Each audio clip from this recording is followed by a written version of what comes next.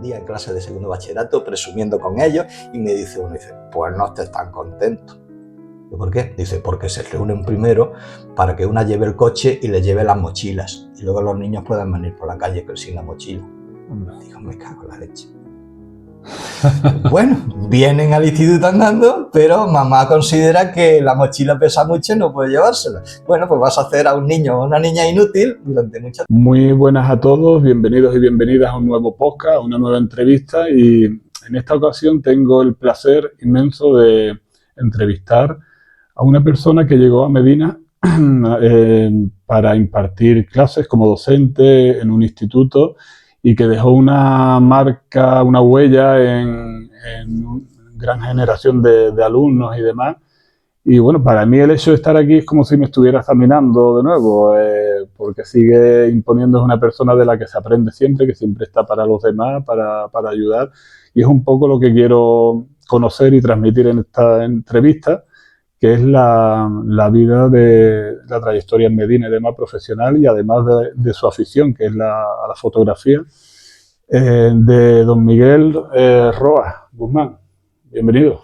Bueno, bienvenido a mi podcast y gracias porque además es que estamos en su casa, me ha invitado, he tenido el detalle de querer hacer la entrevista aquí. Pero bueno, gracias por invitarme también. A ti. ¿Cómo fueron tus comienzos como profesor y qué te llevó a dedicarte a la enseñanza? Bueno, yo de pequeño mi ilusión era ser profesor de matemáticas. Y cuando me fui interno al colegio, pues mi idea era eso, estudiar cuando pudiera, matemáticas y tal. Pero uno de los veranos estuve trabajando, me salían trabajos para verano, para ganar un dinerillo, en la renovación del catastro de mi pueblo. Entonces a mí me llamaron para que cogiera la cinta métrica y me metiera con el técnico que iba allí hasta el final de la casa. Normalmente había una cuadra con animales o la zahurda con los cerdos y yo tenía que ir con la cinta allí, ¿no? Era el ayudante del técnico. Y un buen día le digo, ¿me dejas que te haga yo los planos? Dice, ¿pero tú eres capaz? Yo creo que sí. Total, que me puse a hacerlo, se lo presenté, le pareció muy bien y entonces lo que hizo, dice, vale, pues yo me voy a ir a otro pueblo a buscar trabajo con otro ayuntamiento y a ti te pongo un ayudante y tú te encargas de esto. Entonces empecé a hacer y aquello me gustó. Eso fue lo que me hizo que cuando hice COU cogiera dibujo técnico como asignatura optativa para luego hacer arquitectura técnica que hice en Granada. Porque irme a Sevilla a hacer arquitectura, pues económicamente no nos lo podíamos permitir, hubiera sido un sacrificio muy grande, entonces opté por hacerlo allí en Granada. Bueno, y abandoné un poco el tema de lo de profesor de matemáticas. De hecho, mi hermano es profesor de matemáticas y profesor en la Universidad de Granada hasta que se ha jubilado.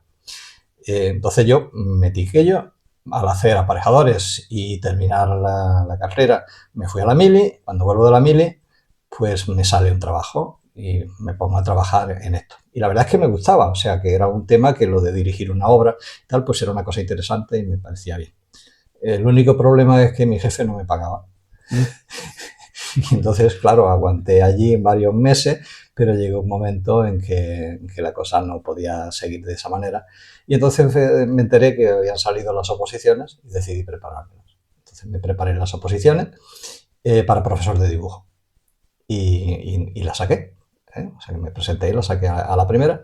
Entonces, pues empecé ya como profesor, ¿no? Que era en realidad lo que desde el principio a mí me gustaba. La diferencia es que en vez de dar matemáticas puras, pues estaba dando geometría descriptiva, que sigue siendo una parte de las matemáticas. Pero bueno, a mí me parece que la enseñanza es mucho más que dar una asignatura, que hay muchas cosas alrededor, ¿no? Entonces saqué las oposiciones y me fui a Almería, a Vera, porque tuve la oportunidad en ese momento de poder irme a mi pueblo.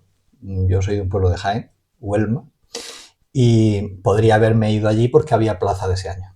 Pero yo llevaba varios años interno en el colegio, luego ya viviendo con mis padres en Granada, y decidí que irme a mi pueblo suponía que yo no conocía a la gente y la gente tampoco me conocía a mí. Entonces conocían a mi familia, a la demás gente, a mis abuelos, a mis tíos, y yo no iba a ser yo, sino que iba a ser el hijo de, el nieto de, el sobrino de, y entonces opté por no pedirlo. Y me fui a Vera. Pero bueno, la ilusión era irme hacia Granada.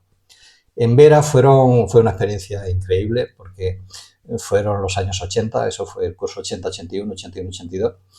Estábamos inaugurando la democracia, estábamos cambiando las cosas y las estábamos cambiando nosotros, las estábamos cambiando día a día, ¿no? Entonces, la vida en el instituto cambió completamente con la generación de profesores que llegamos en ese momento, ¿no? Aprendimos mucho unos de otros, los alumnos aprendieron mucho y nosotros aprendimos mucho con esos alumnos, ¿no? Estuve allí 2 años, pero como la idea era irme hacia Granada, pues pedí el concurso de traslado, había que estar al menos 2 años, y me dieron Guadix en la provincia de Granada. Bueno, no era lo máximo, porque yo, en realidad, mi madre había muerto cuando yo estaba en la mili, mi padre y mis hermanos estaban en Granada, entonces la idea era irme para Granada en principio. Pero claro, el destino te marca las cosas, ¿no? Entonces llegué a Guadix y bueno, pues allí lo primero que hicimos fue derrocar al director, fue echarlo. Entonces yo empecé en septiembre y para enero habíamos echado al director. Pero habíamos echado al director porque realmente no funcionaba aquello y entonces nos volvimos todo el claustro en contra del director y nos fuimos a delegación en Granada, le estuvimos hablando con el delegado, le estuvimos planteando tal cual, total, que el director cesó y el vicedirector pasó a ser director. En ese momento éramos los más demócratas del mundo, los más asamblearios, los más no sé cuántos. Entonces el director nuevo decidió que los cargos suyos los iba a hacer por votación. Entonces se hizo una votación entre alumnado, profesorado, personal no docente, los padres no, porque en ese momento los padres no tenían mucha visibilidad en los institutos, pero sí todos los demás. Y entonces, bueno, pues con las votaciones que él tuvo, pues llegó el día 8 de febrero, que es mi cumpleaños. Y entonces llaman a la puerta y aparece él y la que iba a ser la secretaria y me dicen que venimos a hablar contigo. Bueno, pues pasar. Eres el nuevo jefe de estudios. Yo, ¿por qué? Aquí está la votación, esto es lo que hay, mayoritariamente te han citado a ti. En realidad yo llevaba desde septiembre en ese instituto, no llevaba más tiempo. Habíamos hecho ya muchas cosas, habíamos montado laboratorio de fotografía, estábamos haciendo actividades culturales, poniendo cine, haciendo muchas cosas y tal. Bueno, y yo era una persona bastante activa con toda aquella historia. Total, que me nombran jefe de estudios. Y bueno, pues empiezo jefe de estudios y entonces me encuentro con la cruda realidad, que es que había otros que querían serlo. Yo no quería ser jefe de estudios, yo no estaba buscando nada, no tal cual. Me lo encontré y acepté porque las circunstancias eran esas. Pero entonces la gente que sí que tenía aspiraciones, que sí quería y que pensaban que tenían más méritos que yo, probablemente los tuvieran, empezaron a hacernos la puñeta. Entonces el claustro se dividió, o sea, todo lo que había sido unión para echar al director fue desunión entre nosotros y fue la creación de dos bandos. Paralelamente, desgraciadamente, eso pasó en muchos institutos, no solo en el nuestro. Pero bueno, eso me llevó a que yo aguanté de jefe de estudios hasta el inicio del curso siguiente. Pero justo cuando empezamos el curso siguiente, pues llegaron los nuevos profesores. Y una de las profesoras que llegó pues fue Jimena. Y entonces el que la recibió en el instituto pues fui yo como jefe de estudios, le dije que había dimitido, que dentro de unos días lo dejaba, tal y cual, pero le estuve enseñando el instituto, le estuve diciendo los horarios que había y toda esa historia y entonces, bueno, pues y al poco tiempo pues empezamos a salir, ¿no? Entonces nos metimos en un tema de un proyecto que yo creo que nos ha marcado todo el resto de nuestra enseñanza, que era, en ese momento estábamos en un instituto de formación profesional, los alumnos que llegaban al instituto lo sabía que tenían el graduado escolar, esos podían irse a FP o a bachillerato, y los que no tenían el graduado escolar, que por edad obligatoriamente tenían que irse, si querían, a FP. Entonces había institutos que tenían el primer curso de FP con esos alumnos y otros que creaban un curso especial, que se llamaba curso de adaptación, para esos alumnos, para prepararlos, para pasarlos luego a primero de FP. Date cuenta que ese curso, lógicamente, era lo mejorcito de cada casa. O sea, los fracasados por todas las razones del mundo, unos porque no tenían más capacidad, otros porque tenían familias que no desestructuradas, otros tenían otros problemas, cada uno tenía su historia detrás. Nos encontrábamos con alumnos muy dispares que nos encontrábamos en ese curso. Y entonces nosotros, el primer año, a Jimena, los compañeros de su departamento le dijeron, no, ese curso para ti. Porque como no lo quería nadie, se lo marcan a ella. Durante ese curso nos marcamos y dijimos, bueno, esto no puede ser, este curso es un desastre, esto no funciona, esto que hay que darle un cambio. Entonces hicimos un proyecto educativo, estaba empezando a funcionar la Junta de Andalucía y estaba empezando la Consejería de Educación y en ese momento funcionaba muy bien porque en ese momento los que estaban dirigiéndola era lo mejorcito de cada instituto. Luego se quemaron, en 3, 4 años se quemaron y se quedaron los políticos de siempre, o sea, los escaqueados, los no sé cuántos, y ya no había tanto mérito. Pero en ese momento era un momento súper ideal para el funcionamiento de eso. Entonces nosotros nos inventamos un proyecto donde lo primero que hicimos con los chavales fue quitar todas las asignaturas. No existen las matemáticas, no existe la lengua, no existe el inglés, tal cual. En realidad era un pequeño engaño, porque lo que había eran proyectos. Ahora es trabajar por proyectos, o sea que, nosotros ya estábamos haciendo una cosa que se ha puesto de moda 40 años después, ¿no? Entonces, si tú coges para hacer un proyecto, necesitas muchos conocimientos de muchas cosas. Necesitas conocimientos de historia, necesitas conocimientos de dibujo, necesitas conocimientos de diferentes cosas que nosotros le dábamos para que hicieran esas cosas. Desde la maqueta del instituto hasta un invernadero, creamos una biblioteca en donde nosotros nos comprometíamos a comprar un libro, cada uno que trajeran ellos de su casa, o sea, ellos traían un libro y nosotros poníamos otro. Y a final de curso, cada uno se llevaba su libro y elegía un libro de los que habíamos comprado nosotros para llevárselo. Bueno, pues conseguimos chavales que no habían leído nunca el que leyeran 20 y 30 libros en un curso.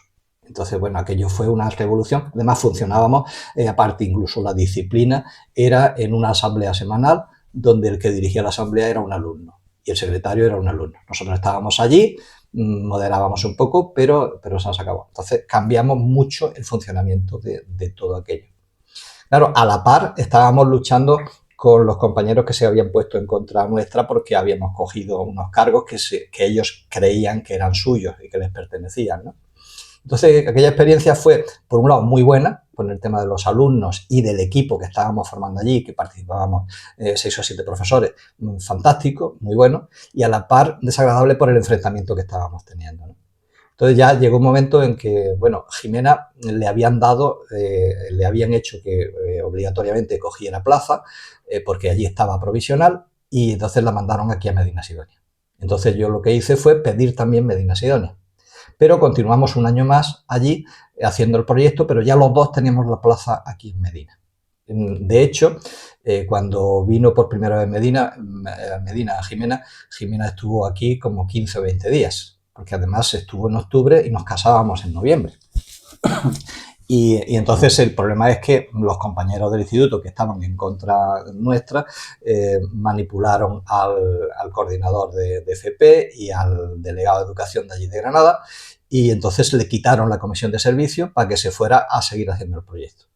Tuvimos que echar mano de ir directamente al viceconsejero de educación y al director general de innovación educativa para que vieran lo que estábamos haciendo y si merecía la pena que siguiéramos o no. Entonces ellos dieron orden a Granada de que tenían que ponerle obligatoriamente a Jimena la plaza allí para poder hacer eso. Entonces seguimos con el proyecto y ya cuando finalizamos ese proyecto nos vinimos para acá. O sea, decidimos que, bueno, que ya no merecía la pena seguir con el tema. Entonces nos vinimos a nuestra plaza. ¿Qué pasa? Que aquí primero llegábamos a un sitio que yo no había oído en mi vida. Bueno, me sonaba lo de Medina Sidonia, entre otras cosas porque conocí a una profesora en Vera que había estado en las movilizaciones cuando la bomba de Palomares y la duquesa de Medina Sidonia había estado movilizándose, que luego terminó en la cárcel y toda la historia por aquella movida, cuando luego Fraga fue a bañarse para demostrar que la radiación no existía y tal y cual, pues la que aparece en las fotografías de aquella época con la duquesa era una compañera de allí del instituto, una gran mujer, una gran profesora. Entonces, bueno, pues de eso me sonaba Medina Sidonia, de la duquesa roja y se acabó. Entonces llegamos aquí a Medina y nos encontramos una realidad muy diferente a la que nosotros acabábamos de dejar en todos los sentidos. Primero no encontrábamos casa, al final encontramos, el instituto era diferente, los profesores se comportaban de una manera diferente. ¿Qué año fue? Llegamos en 1980, o sea, ahora hace 30 39 años. Es que el año que viene hace 40 años que estamos aquí en Medina. Una vida entera. Casi. Entonces llegamos y, bueno, logramos instalarnos y traíamos una experiencia negativa, por un lado, del enfrentamiento entre compañeros y muy positiva con el tema del trabajo de los alumnos. Entonces pensamos, vamos a no equivocarnos 2 veces, vamos a no meter la pata, entonces lo importante es que estemos juntos para hacer las cosas. Entonces, bueno, dentro de nuestra capacidad empezamos a hacer que las cosas fueran diferentes en el instituto. Entonces, bueno, era un centro que estaba empezando, que no llevaba mucho tiempo, que tenía poca experiencia, que cambiaba mucho de profesores, que había poca estabilidad y tal. Y empezamos, pues la primera cosa que planteamos nosotros, que al principio el director no quería, pero al final lo convencimos, gran persona, que en paz descanse, Antonio Sepúlveda, era que las asignaturas tuvieran aulas. Y eso era una variación tremenda en el funcionamiento del instituto. O sea, que los alumnos a cada hora cogieran y se fueran a la clase donde iban a dar esa otra asignatura. Eso se hacía para dibujo y se hacía para tecnología o para taller, pero no se hacía para matemáticas, para lengua, para inglés, etc. Todas esas las daban en la misma aula. Entonces nosotros queríamos que el alumno cambiara de ambiente en todos los sentidos, que cuando saliera de clase se encontrara con otra situación, otra banca, otro compañero con el que estar al lado, otro profesor y otro ambiente y otra decoración, ¿no? Y esa fue el primer cosa gorda que metimos nosotros. Lo segundo era el tema de las actividades. El hacer actividades con los alumnos. Las clases no terminaban cuando terminábamos de darles las clases, sino que continuaban por la tarde con cine, que continuaban con excursiones los fines de semana. Con radio. Con radio, hasta televisión llegamos a tener. Estuvimos haciendo algunos programas de televisión, pero claro, la radio funcionó más tiempo, que funcionaba por las tardes. Por las tardes. Cuando había un boom fenomenal de radios aquí en Medina, que llegamos a tener 3 o 4 emisoras funcionando. Bueno, pues nosotros funcionábamos por la tarde y había gente que lo escuchaba. Y algunos de ellos pasaron luego a las distintas emisoras que había en ese momento. Yo estuve. Y ya me picaba el gusanillo. Otra cosa que hicimos fue lo del videoclub, que era, la gente no tenía dinero para alquilar películas. O sea, nosotros nos encontramos en una situación socioeconómica de Medina muy complicada. O sea, yo me acuerdo de que una cosa que me llamaba la atención los primeros días de estar por aquí y tal con los alumnos era que había muchos alumnos con los dientes verdes. Y los dientes verdes eran caries, ¿eh? Y entonces fue cuando se instaló aquí Diego, el primer dentista que hubo en Medina. Y a través de las becas de los alumnos empezaron a coger y poder ir al dentista. O sea, una cosa que ahora consideramos que es básica, que te vas para ponerte los dientes derechos, en aquel momento era una necesidad absoluta porque los dientes estaban mal. Entonces, el que nosotros pusiéramos un videoclub que no costaba nada, que simplemente ibas y recogías las películas, ¿qué pasó? Que las películas, ¿dónde las conseguíamos? Pues muchas copiándolas. A veces cogíamos, íbamos al videoclub, iba un alumno al videoclub, alquilaba la película, la fusilábamos y la metíamos en eso.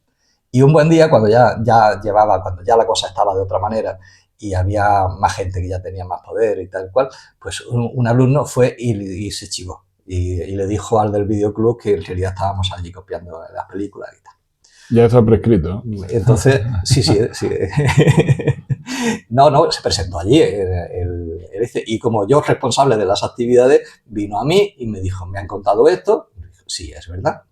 ¿Qué hacemos? Le di la lista, le digo, táchame las películas que quieras. Me tachó todas las películas que en ese momento él estaba alquilando y que tenían más eso, y yo le dije, aquí están quitadas, se han sacado. ¿Qué pasa? Que ese fue el principio del fin del videoclub, porque las películas que ya estaba, pues ya la gente tenía más nivel de exigencia, ya no querías cualquier película, ya querías la película tal. Pues vete al videoclub y alquílala, ¿no? Bueno, esa fue la historia. Otra cosa, por ejemplo, compramos tiendas de campaña para que la gente se fuera los fines de semana por ahí. Los sacos de dormir se los pedíamos al Colegio de las Monjas, que no sé por qué, pero tenían sacos de dormir. Entonces tú decías, no, es que yo no me puedo ir de excursión porque yo no tengo tienda de campaña. Yo te lo presto. Además, lo que hacíamos en aquel entonces era, me parece recordar, que les cobrábamos 1.000 pesetas de fianza.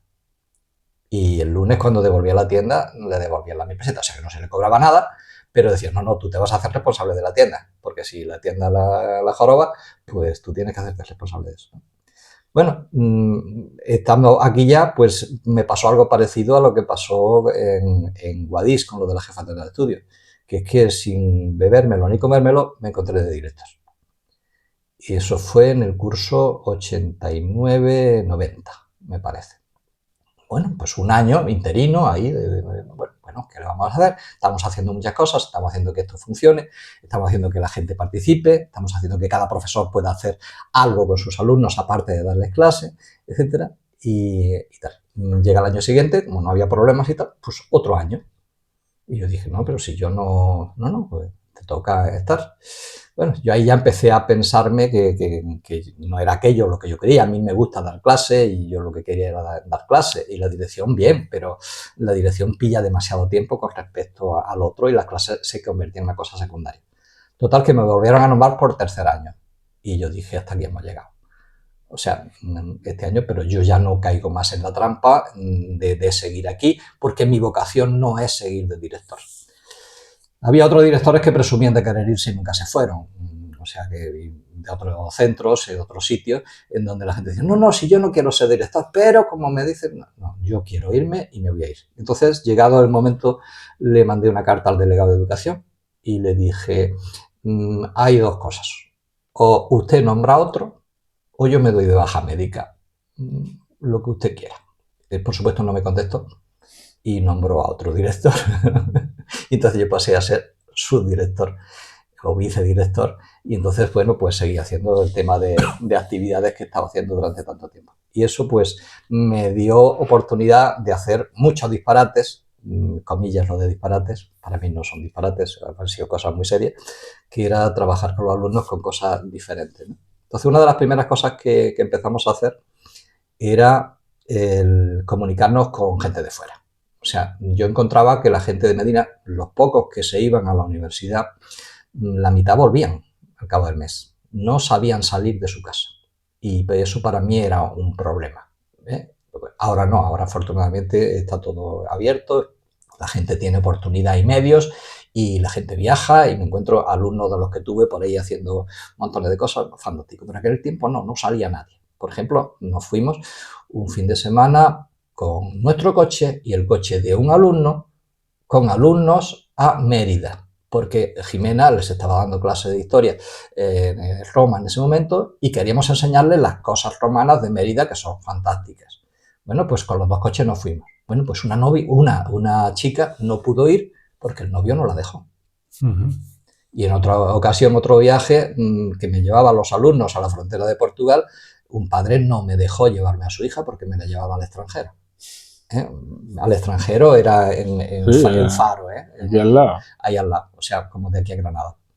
Entonces empezamos con el tema de los viajes, de excursiones, pues por ejemplo, los alumnos tenían mucha ganas de que fuéramos a Grazalema a pasar un fin de semana, porque claro, los padres a ellos solos no los dejaban. Entonces nos lo utilizaban de alguna manera nosotros como excusa para poder eso. Bueno, poníamos una serie de normas y con nuestros coches particulares pues cogíamos y nos largábamos el fin de semana. Yo me acuerdo con Pablo pequeñito, con mi hijo, con nuestro hijo pequeño y estábamos de excursión con los alumnos allí el fin de semana. Trabajando prácticamente. Sí, claro. O sea, la gente piensa que el profesor cuando sale del instituto ya ha terminado. Yo esta mesa está más que amortizada del tiempo que le he dedicado. Y cuando nosotros íbamos de viaje a cualquier sitio en verano, pues procurábamos ir al extranjero, dentro de las posibilidades económicas y de los sitios que podíamos ir. Y hemos recorrido pocos países, y entonces yo iba haciendo fotos y Jimena me decía, hazme diapositiva de tal cosa porque lo necesito para tal otra. Y entonces íbamos siempre pensando en que eso que tú estabas aprendiendo y eso que estabas haciendo te iba a servir luego para el instituto, ¿no? Entonces luego cuando tú le pones una diapositiva al alumno, el alumno no sabe si has comprado las diapositivas o si te has ido a Pernambuco a hacerle eso. Pues empezó el tema de internet y empecé a intentar que mis alumnos, una cosa que se hacía antes era lo de la correspondencia entre alumnos. O sea, los alumnos, había una base de datos que te facilitaba el ministerio y entonces pues tú te ponías en contacto con un centro de Canarias. Entonces tus alumnos de tal curso le escribían cartas a mano a los alumnos de allí. Pero bueno, eso estaba como un poco como en plan escuela y tal. Y yo estábamos empezando con el tema de internet, a mí me gustaba más el tema de meter las nuevas tecnologías y tal. Entonces cogimos y empezamos a ponernos en contacto con un instituto de San Petersburgo. Lo tuvimos que dejar porque les fallaba el internet tanto que no podían mandarlo. Estábamos hablando al principio y a ellos les funcionaba peor todavía que a nosotros. Mira que nuestra señal era de puta pena. Luego contacté con una profesora americana de Carolina del Sur, del norte de Carolina del Sur. Una señora fantástica, casada con, ella es americana, pero casada con un chileno. Y bueno, un dominio tanto de la clase como del idioma magnífico. Y de hecho vinieron de viaje y la conocimos personalmente, estuvimos con ella, una persona extraordinaria. Pero yo quería algo más cercano, porque yo quería que al final los alumnos míos se conocieran con esos con los que estaban escribiendo. Entonces mandé una carta, un mail, a la embajada española en Lisboa, pidiéndole direcciones de correo electrónico de todos los centros escolares del sur de Portugal. Y entonces me mandan una relación y yo me pongo en contacto con un montón de gente. Entonces me contestaron en los primeros días dos profesoras, una de Villarreal de Santo Antonio, que está justo en la frontera con Ayamonte, y otra de Faro, la de Faro, Isabel Monteiro. Total, que le propuse que hiciéramos algo juntos y le dije, para que nos podamos poner de acuerdo, vamos a ir a Faro y nos vamos a conocer. Y entonces, bueno, pues a ella le pareció bien. Alquilamos una habitación de hotel allí en Faro, llegamos, estuvimos con ella, nos rimos cara a cara tal, y acordamos qué queríamos hacer. Nos enseñó su instituto, cómo funcionaba, yo le expliqué cómo funcionaba el nuestro y empezamos a trabajar con eso. Empezamos por nuestra cuenta, inventando el proyecto. Pero justo en ese curso, Europa, la Unión Europea, pone un plan que se ajustaba como anillo al dedo a lo que nosotros estábamos haciendo. Y entonces un compañero de Isabel se da cuenta de que nuestro proyecto cabe perfectamente ahí y nos dan de alta en el proyecto. Entonces nuestro proyecto pasa a ser un proyecto oficial de un programa que se llamaba eTwinning, que Twinning es hermanamiento, gemelamiento, pero electrónico. Y entonces, en principio, no estaba previsto lo de las visitas, pero eso era una cosa que yo quería luego fomentar. Entonces, empezamos a trabajar con ella. Sorpresa nuestra, final de curso, en España se dan 10 premios a los mejores proyectos de eTwinning de ese año, y uno de ellos era Medina Sidonia. Y éramos nosotros. Y entonces, bueno, pues para darme el premio, me lo daban en Austria, que había una conferencia de eTwinning en Linz, y allí nos fuimos, allí nos conocimos, y allí, hablando con una compañera, me explicó lo que eran los blogs. Y entonces, cuando yo llegué aquí, empecé a montar blogs. Entonces, primero para mí, para ver el asunto, pero luego lo utilicé muchísimo en clase. Yo había un curso en donde al principio del curso llegaba y le decía a la gente, os tenéis que hacer una cuenta de correo electrónico y os tenéis que dar de alta 4 o 5 compañeros con un blog. Y me decían, ¿y eso cómo se hace? Entérate. Y si no eres capaz de enterarte por tu cuenta, en el recreo estoy yo aquí. En clase no te lo voy a explicar. A las 2 semanas todos tenían blog y todos tenían cuenta de correo electrónico y pocos me habían consultado. O sea, la necesidad hace que aprendas. Claro. Y entonces empezaron.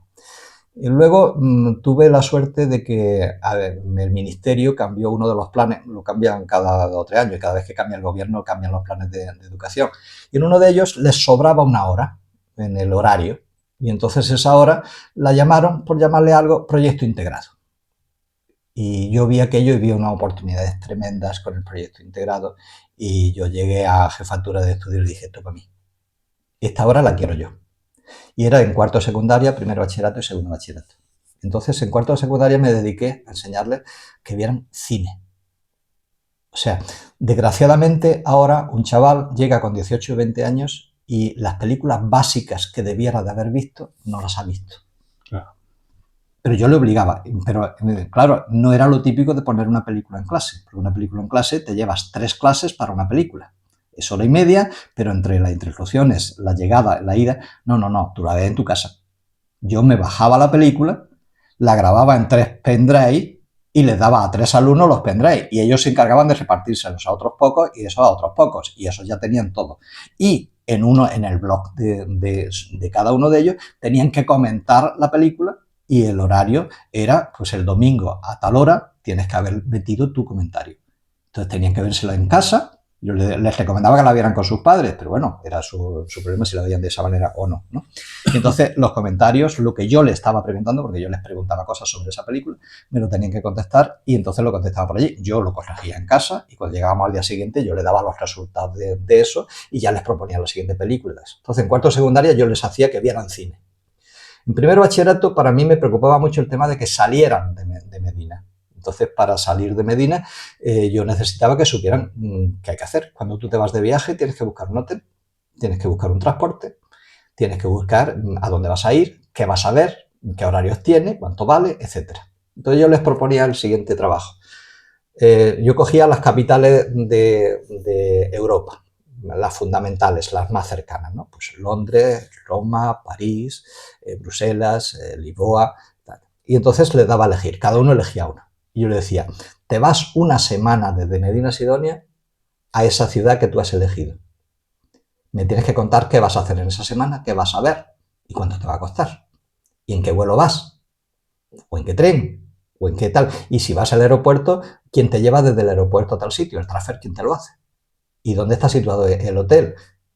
Todo eso tenían que resolverlo ellos. Digo, y ahora, cuando has estado allí, resulta que has conocido a una pareja de gente muy simpática de aquel país que los has invitado a que vengan a Medina. Y van a estar una semana en Medina. Les tienes que preparar el viaje. Tienes que prepararle cómo vienen, dónde van a dormir, dónde van a comer, qué van a visitar en la provincia, etcétera, etcétera. Pues tú imagínate la cantidad de información que tienen que manejar. Yo creo que el 80% de aquella gente que hizo esos trabajos los ha utilizado viajando. Bueno, pues eso era en mi primer bachillerato, pero también había otra historia.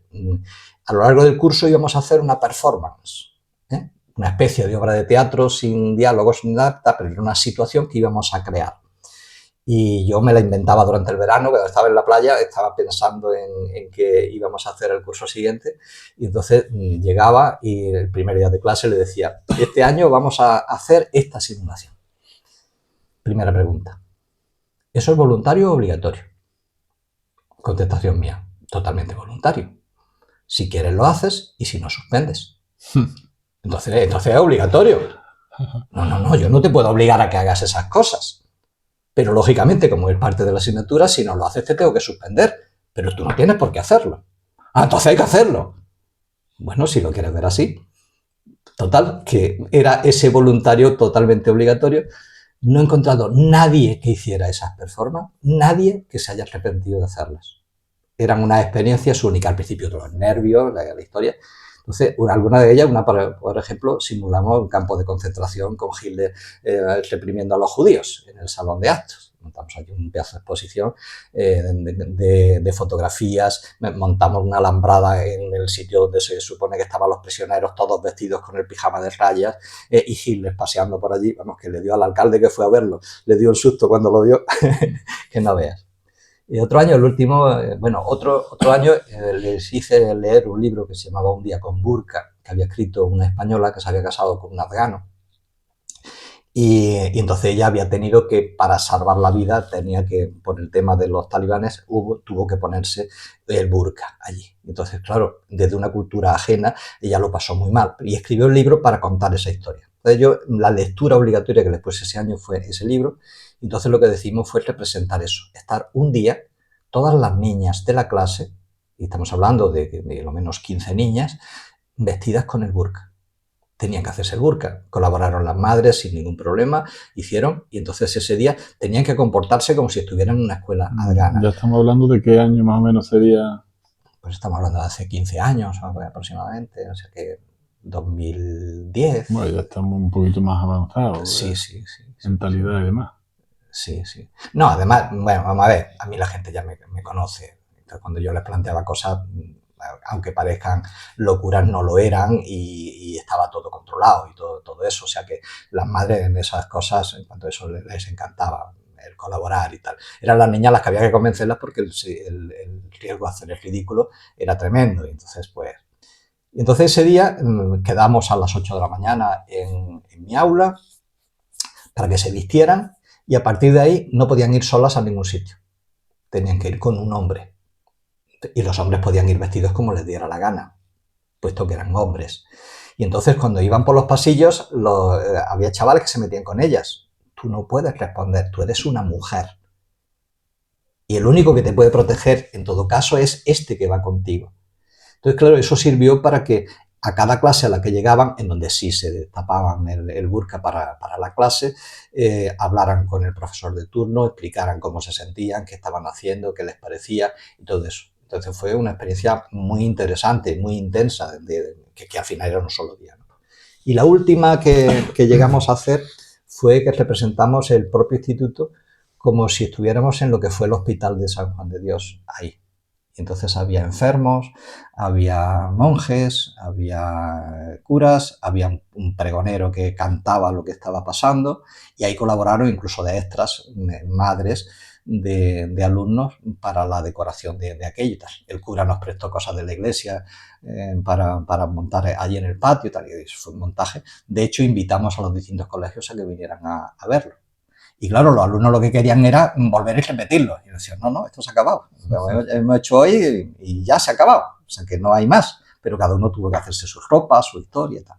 Otra vez hicimos la proclamación de la Constitución de la Pepa, que se hizo aquí en Medina en 1812. Hubo una cosa pública en la calle, entonces lo que hicimos fue representarla allí como si estuviéramos haciéndolo de nuevo. Entonces esa era alguna de las cosas diferentes que estábamos haciendo.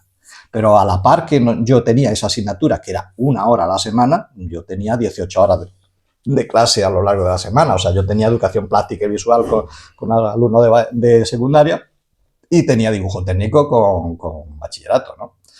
Entonces eso era una cosa aparte, me llevaba mucho tiempo, pero al final era 1 hora de clase toda la semana.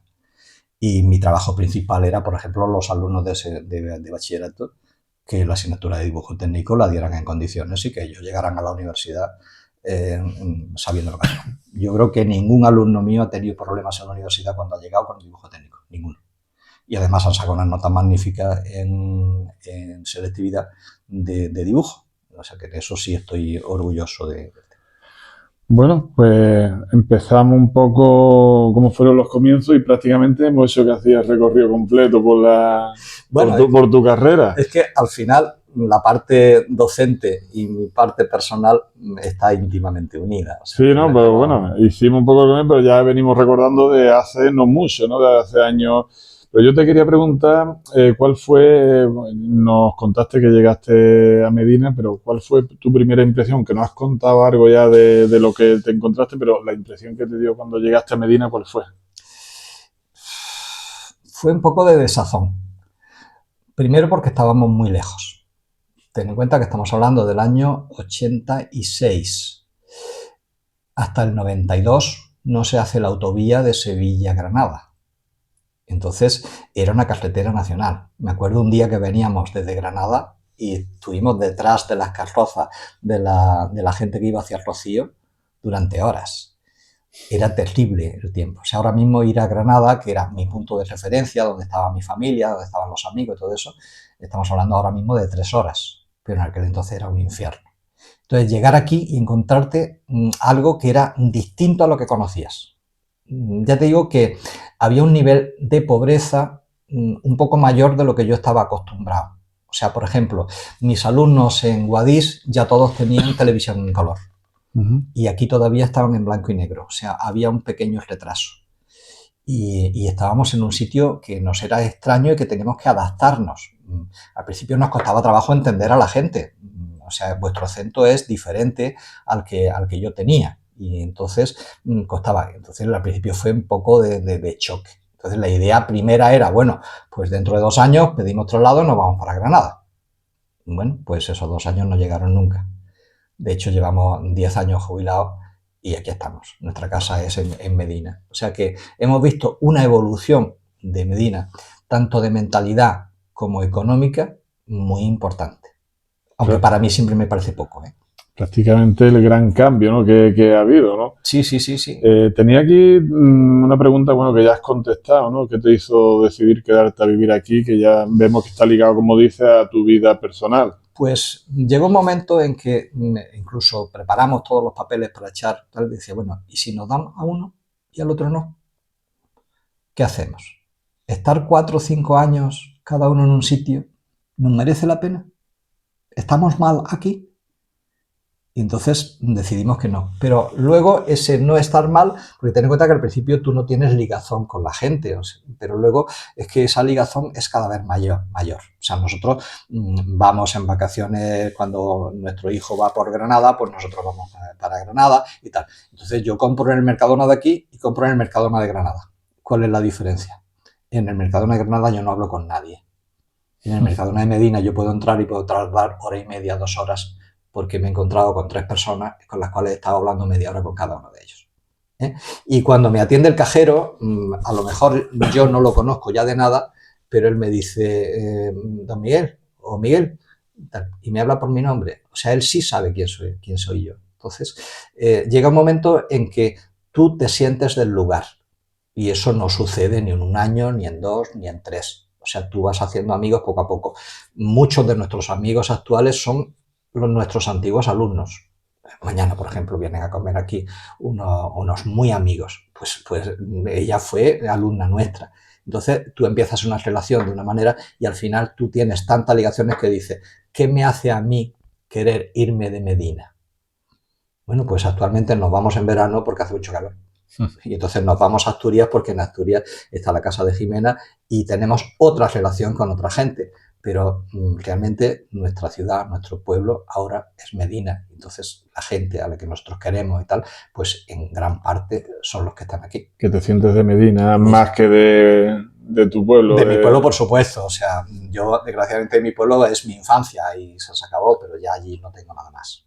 ¿Cómo describirías la evolución del alumnado de los tiempos estos de tus inicios hasta el día de hoy prácticamente? Bueno, que... Pues a nivel personal no tanta diferencia. Yo creo que un chaval de 15 años siempre es un chaval de 15 años. Lo que pasa es que no es lo mismo un chaval de 15 años con un móvil que un chaval que viene por las tardes a ver una película que tú le pones en una pantalla de televisión. Pero antes podían ser alumnos, más aplicados, menos... La aplicación en cuanto a conocimientos puede, pero yo lo veo más en la participación personal del alumno, la implicación personal. O sea, antes se implicaba mucho más. O sea, nosotros éramos parte de su vida y entonces ellos no les importaba el participar en eso porque se lo pasaban bien, entonces era algo. Ahora tienen tanta diversión propia que no necesitan eso. Claro. De todas maneras, yo ahora mismo no sé cómo funciona el instituto porque hace 10 años que no estoy allí. Pero nuestro instituto, la gran diferencia que yo veía con otros institutos era la relación personal que tenemos con los alumnos. O sea, yo ahora me encuentro en el Mercadona con alguien que sé que ha sido alumno del instituto, pero yo ya no sé decirte si ha sido alumno mío o no. Porque para mí la relación con toda la gente del grupo, toda la gente que participaba, por ejemplo, cuando empezaron a dejar salir, unos años antes de que nos jubiláramos, empezaron a dejar salir a la gente en el recreo del instituto, a mí me pareció una equivocación, porque la relación de patio que había antes era muy importante. Y cuando los dejaron irse, el hecho era, como me dejan, me voy. Y entonces, en vez de quedarse en el patio en un sitio agradable, se iban a las escaleras del muro. Y allí se sentaban en las escaleras. Pero la participación allí era diferente a la que tenían en el instituto. Entonces yo al principio lo veía más participativo, que eso fue disminuyendo paulatinamente. Pero en cuanto a una clase, pues quizás demasiado protegidos actualmente los alumnos. Entonces que te venga una madre a decirte que la corrigió mal un examen, no, que leche sabrá de lo que yo le estoy haciendo con esto, ¿no? Bueno, yo afortunadamente, lo comentaba hoy con otro exalumno, no he vivido el tiempo de los grupos de WhatsApp. Porque los grupos de WhatsApp de lo eso, yo por lo que oigo, vamos, yo me rebelaría total y absolutamente, iría en contra de todo eso. De hecho, una cosa que, vamos a ver, yo soy de un pueblo de Jaén, he nacido en un pueblo de Jaén. Tenemos fama de ser más castellanos que andaluces y que somos muy sinceros. Yo procuro ahora ya no meter demasiado la pata, pero demasiadas veces la he metido, de decir las cosas demasiado a la cara, ¿no? Entonces, yo cuando he tenido que decirle una cosa a una madre o a un alumno se lo he dicho, para bien o para mal. Las cosas creo que había que hablarlas claras. Entonces me acuerdo que cuando yo me iba a jubilar, el año que me iba a jubilar, me jubilé a mitad de curso. Al principio de curso le dije al jefe de estudio, digo, quiero hablarle cuando reunáis a los padres de primero y segundo de secundaria, que son los que hacen las reuniones al principio con todos los padres, porque son los nuevos y todo eso, quiero hablarles yo. ¿Eh? Y cogí y les dije un montón de cosas que ningún tutor se atreve ya a decirles. A ver, ¿usted qué coño hace levantando a su hijo? ¿No hay un despertador? ¿Y por qué le hace el desayuno? ¿Y también la cama? ¿Y su hijo qué responsabilidades tiene? Ninguna. Pero televisor sí le ha puesto usted en su cuarto, ¿verdad? Para que allí esté entretenido y no le moleste a usted. Pero ¿sabe lo que está viendo? ¿Qué está haciendo? Entonces, bueno, pues me preparé imitando una presentación que yo les había puesto a los alumnos de segundo bachillerato, que era de un profesor americano, que terminaba con el asunto, protéjanse la piel, pónganse protector solar. Y entonces empezaba la charla diciendo que se pusieran protector solar para prevenir el cáncer de piel, y la última fase le volvía a decir lo mismo, ¿no? Pero en medio, mi discurso era todo aquello que los profesores estamos de acuerdo en decirle y pedirle a un alumno, pero que luego no nos atrevemos a decirle. Por ejemplo, el tema de los tatuajes. Yo le dije, vamos a ver, sus hijos no están en edad de ponerse un tatuaje. Cuando tengan edad y puedan decidir ellos que lo hagan, pero ahora bajo su responsabilidad, porque seguramente lo que hoy le parece la mejor idea del mundo, dentro de 3 años no le parezca y no tenga remedio. Y un alumno al día siguiente me llegó cabreado y dice, usted, es que hay que ver, pues yo ya tenía convencida a mi madre para que me dejara poner el tatuaje y ahora no me lo deja. Digo, pues me alegro muchísimo, ¿eh? Y le volví a explicar el tema. Entonces, bueno, pues yo tenía una experiencia y esa experiencia intenté comunicarla. Me pasó una cosa muy curiosa, que es que yo le dije, los alumnos que vienen solos desde su casa al instituto, está demostrado que sacan mejores notas que los que los traen. Y alguna madre decidió hacerme caso. Entonces se pusieron de acuerdo y yo estaba súper contento. He convencido a estas madres para que sus niños vengan no sé cuánto. Entonces lo estoy diciendo un día en clase de segundo bachillerato, presumiendo con ellos, y me dice uno, dice, pues no estés tan contento. ¿Y por qué? Dice, porque se reúnen primero para que una lleve el coche y le lleve las mochilas. Y luego los niños puedan venir por la calle sin la mochila. Digo, me cago en la leche. Bueno, vienen al instituto andando, pero mamá considera que la mochila pesa mucho y no puede llevársela. Bueno, pues vas a hacer a un niño o una niña inútil durante mucho tiempo, tú verás. Pues o sea que... esa es la realidad que hay y cada vez peor. Vamos a ver, yo entiendo que un día que está lloviendo, un día que hay unas condiciones atmosféricas muy malas, o vives muy lejos, pero el rato de ir charlando, de quedar con tu amigo o con tu compañero en la esquina de Patatín para ir juntos e ir hablando todo el camino. Esa es la sobreprotección, claro, que existe hoy en día. A la par de la sobreprotección es el aumento del bullying en los colegios. O sea, el niño tiene menos defensas. Vamos a ver, ¿quién no se ha metido alguna vez contigo en el colegio? Todo el mundo hemos tenido problemas en un momento determinado y lo hemos resuelto, o nosotros, o con nuestros hermanos, o con nuestros padres, hemos resuelto la situación la mejor que hemos podido. Ahora no, ahora todo es psicólogo, ahora todo es mi niño pobrecito y le están haciendo la puñeta y no sé cuánto. Y ya con el tema del móvil, pues no veas. Una vez hice un experimento cuando todavía no se había prohibido que tuvieran el móvil, nada, a una alumna de primer bachillerato que ya estaba muy enganchada con el móvil, le dije, quiero hacer una apuesta contigo. ¿Qué apuesta? Que me dejes el teléfono todo el fin de semana. Apagado, por supuesto, yo no quiero utilizar tu teléfono. ¿Te atreverías? Se lo pensó otra vez. ¿A que no eres capaz? Tal cual. La piqué lo suficiente y me dio el móvil. Apágalo, lo apagó, yo me traje el móvil y el lunes se lo devolví. Y digo, ¿qué tal? Dice, lo he pasado mal. Dice, pero me alegro. Pues quizás hay que hacer cosas, igual que cuando empezaron el problema de que empezaban a sonar los móviles en clase. Y entonces yo fui tajante con ese tema, le dije, móvil que suene sale volando por la ventana. Y luego pensé, me va a costar un dineral, porque móvil que rompa, móvil que voy a tener que comprar. No salió volando ninguno.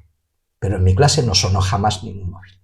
Es más, yo empecé a llevar móvil cuando mi hijo estaba trabajando en Argelia, y la situación en Argelia políticamente era complicada y había terrorismo y tal. Entonces yo necesitaba ver que mi hijo se había conectado al móvil y que estaba bien. no para llamarlo y tal, pero sí para controlar el asunto. Y empecé a llevar. Y cuando yo he ido con móvil a clase, lo primero que he dicho, tengo el móvil y lo tengo porque estoy esperando una llamada o porque tengo alguna cosa pendiente. Y siempre les dije, si tenéis que utilizar el móvil, me lo decís y ya está. Pero si tienes que utilizarlo, pero no me vengas aquí a jugar con el móvil, porque no es eso. Entonces, bueno, los alumnos mayores jamás tuve ningún problema con ellos. Incluso algunos me decían, mira, mi madre me va a llamar porque está pendiente que tengo que ir al mercadillo porque me va a comprar unos zapatos. Vale, pues no hay problema, si es que no hay ninguna cosa. Pero el mal uso de eso, pues lo intenté evitar. Se irán haciendo mejoras porque, bueno, de hecho ya hay colegios que están instaurando unos estuches que se mete el móvil, se cierra con unas claves, unas taquillas, tal. Y bueno, esperemos que poco a poco vaya mejorando porque la verdad que la situación hemos pasado de que sea súper necesario las pantallas. Por ejemplo, mi sobrino no tenía libros, era una tablet. Y a mí me parece una grave equivocación. Entonces, los países nórdicos que nos llevan adelante en estas cosas empezaron antes con los móviles y con las tablets, con los ordenadores, y ya se han dado cuenta de que es malo. Y entonces ya los han quitado. Entonces, ahora estamos nosotros en la fase de quitarlos. O sea, primero los hemos puesto. De hecho, en el instituto hubo dos cosas en las que yo intervine dando mi opinión. Y claro, mi opinión no era cualquiera. Entonces, pues al final mi poder de convicción, de alguna manera, se ejercía un poco más que la de otra persona, ¿no? Era el tema, por ejemplo, de cuando la Junta de Andalucía puso las aulas con un ordenador cada 2 alumnos. Y yo dije, no, es un disparate. Vamos a seguir utilizando la tiza en lo que necesitamos, o un vídeo, o un proyector, tal y cual. No, ordenadores al final de la clase. Y no uno por cada 2 alumnos. 5 o 6 ordenadores, los que tú necesites para poder conectarte en un momento determinado y hacer un determinado trabajo, pero para dar clases no. Una vez que salió que no íbamos a pedirlo, yo pensé, anda que sí metí la pata. Con el tiempo sé que no metí la pata. Y otra historia era lo de convertirnos en un centro bilingüe. Los centros bilingües son un timo, total y absoluto. Y es que profesores que no dominan un idioma dan una asignatura en un idioma que no dominan ni ellos ni los alumnos. Y por tanto el temario que dan de esa asignatura es ínfimo, malísimo. El nivel general más normal en la mayoría de los institutos que son bilingües es peor que el de los centros que no lo son. Y ahora pongo la excepción de aquellos centros donde sí tengan profesores que realmente sean bilingües y que ellos sí dominen el idioma, pero eso no se da en casi ningún instituto. Entonces, nosotros fomentamos mucho el trabajo que hacían los profesores de inglés con sus alumnos, que les examinaba el propio departamento a los alumnos en una situación de conversación, etcétera, etcétera, y eran cosas bastante avanzadas, pero era para la asignatura y eso me parecía extraordinario y creo que tenían un buen nivel, pero lo de que las asignaturas X se dieran en inglés por profesores que no sabían inglés, me pareció que no era lo oportuno y nosotros decidimos que no, y creo que tampoco me equivoqué.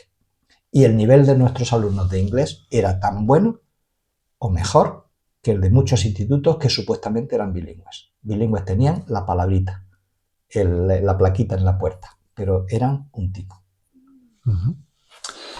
En tu carrera, ¿cuáles son los valores principales que has intentado transmitir a tus alumnos? Pues yo creo que la sinceridad, el trabajo, el compromiso, es ser serios en lo que haces, el que las cosas se ganan con esfuerzo. Yo en dibujo, porque claro, en las asignaturas que eran más folclóricas, como te digo, la de proyecto integrado, pero era una hora. No te he contado la parte de segundo bachillerato, ahora te la cuento. Era más folclórico, pero yo era muy duro como profesor de dibujo. Mis alumnos trabajaban un montón. Yo intentaba que les gustara lo que estaban haciendo.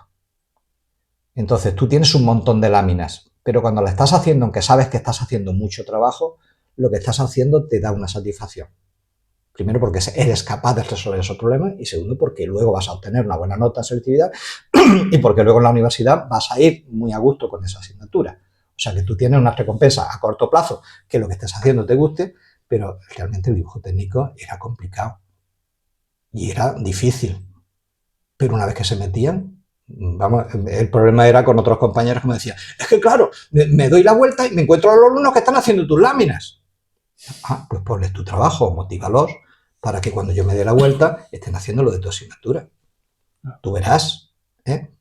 O sea, mis alumnos iban bien preparados. Eso me gustó mucho cuando me jubilé. Un compañero, bueno, me hicieron un libro muy especial simulando el que van haciendo todos los años allí en el instituto, que lo empecé yo. Me decía, lo que yo nunca he entendido es cómo, después de todas las cosas que haces con los alumnos, ¿cómo te da tiempo a darles clase? Para mí el temario era sagrado, eso había que hacerlo. Pero aparte yo les contaba un montón de historias. ¿Por qué? Porque yo quería que aprendieran otras cosas, otras motivaciones, otras tal que a mí me interesaban. Entonces yo lograba transmitir eso, pero luego hay que dar y hay que llegar hasta aquí y eso había que hacerlo. Lo que te iba a decir, en segundo de bachillerato, en esa asignatura Proyecto Integrado, una cosa que yo hacía era meterlos en el tema de la fotografía. Y yo decía, ¿y para qué coño me vale a mí la fotografía? Bueno, yo sí lo tenía claro, que el dominio de la imagen es importante, en principio, para que cuando estés viendo, por ejemplo, un vídeo de inteligencia artificial, sepas que es un vídeo de inteligencia artificial y que es falso, y que eso es una tomadura de pelo. Ahora están saliendo el rey diciéndote que te metas en no sé qué sitio porque vas a ganar dinero. Vamos a ver. Entonces tú tienes que tener un espíritu crítico con las cosas que hay delante de ti. Tú tienes que ser tú. Porque yo lo que no he hecho nunca ha sido adoctrinar a ningún alumno. Yo lo que he dado es capacidades para que tú decidas lo que tienes que hacer, porque las decisiones son tuyas, no son mías. Entonces tú tienes que estar preparado para saber lo que tienes que hacer. Y entonces eso se hace de muchas maneras, ¿no? Bueno, pues en segundo de bachillerato yo les metía fotografía. Claro, como de principio ellos no querían, es un trabajo más, por tanto no quiero hacerlo, tengo muchas cosas que hacer, tengo selectividad este año, esta historia. Entonces nos inventamos, bueno, no me lo inventé yo, se lo inventó la asociación de padres, que querían hacer un concurso de fotografía. Hicieron uno y resulta que no participaba nadie, que aquello no funcionaba. Y yo le dije, bueno, mirad, se me ocurre esto. Y entonces yo les planteé cómo.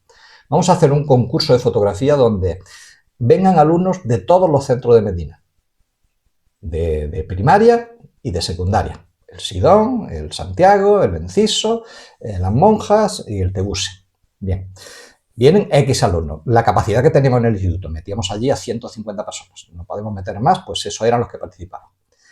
Y vais a salir, o sea, yo os voy a dar una charla de fotografía a esos 150 alumnos con un proyector allí en el centro. Y cuando yo termine, una hora más o menos, os vais a ir a conocer Medina y a fotografiar Medina. Y cuando termine la mañana, bueno, y vais a ir por vuestra cuenta, con un monitor. ¿Y quiénes son los monitores? Los alumnos de segundo bachillerato. Y eso estaba firmado por los padres que daban permiso para que ese día fueran con esos alumnos como monitores. Claro, los alumnos se lo tomaban muy en serio y muy responsablemente.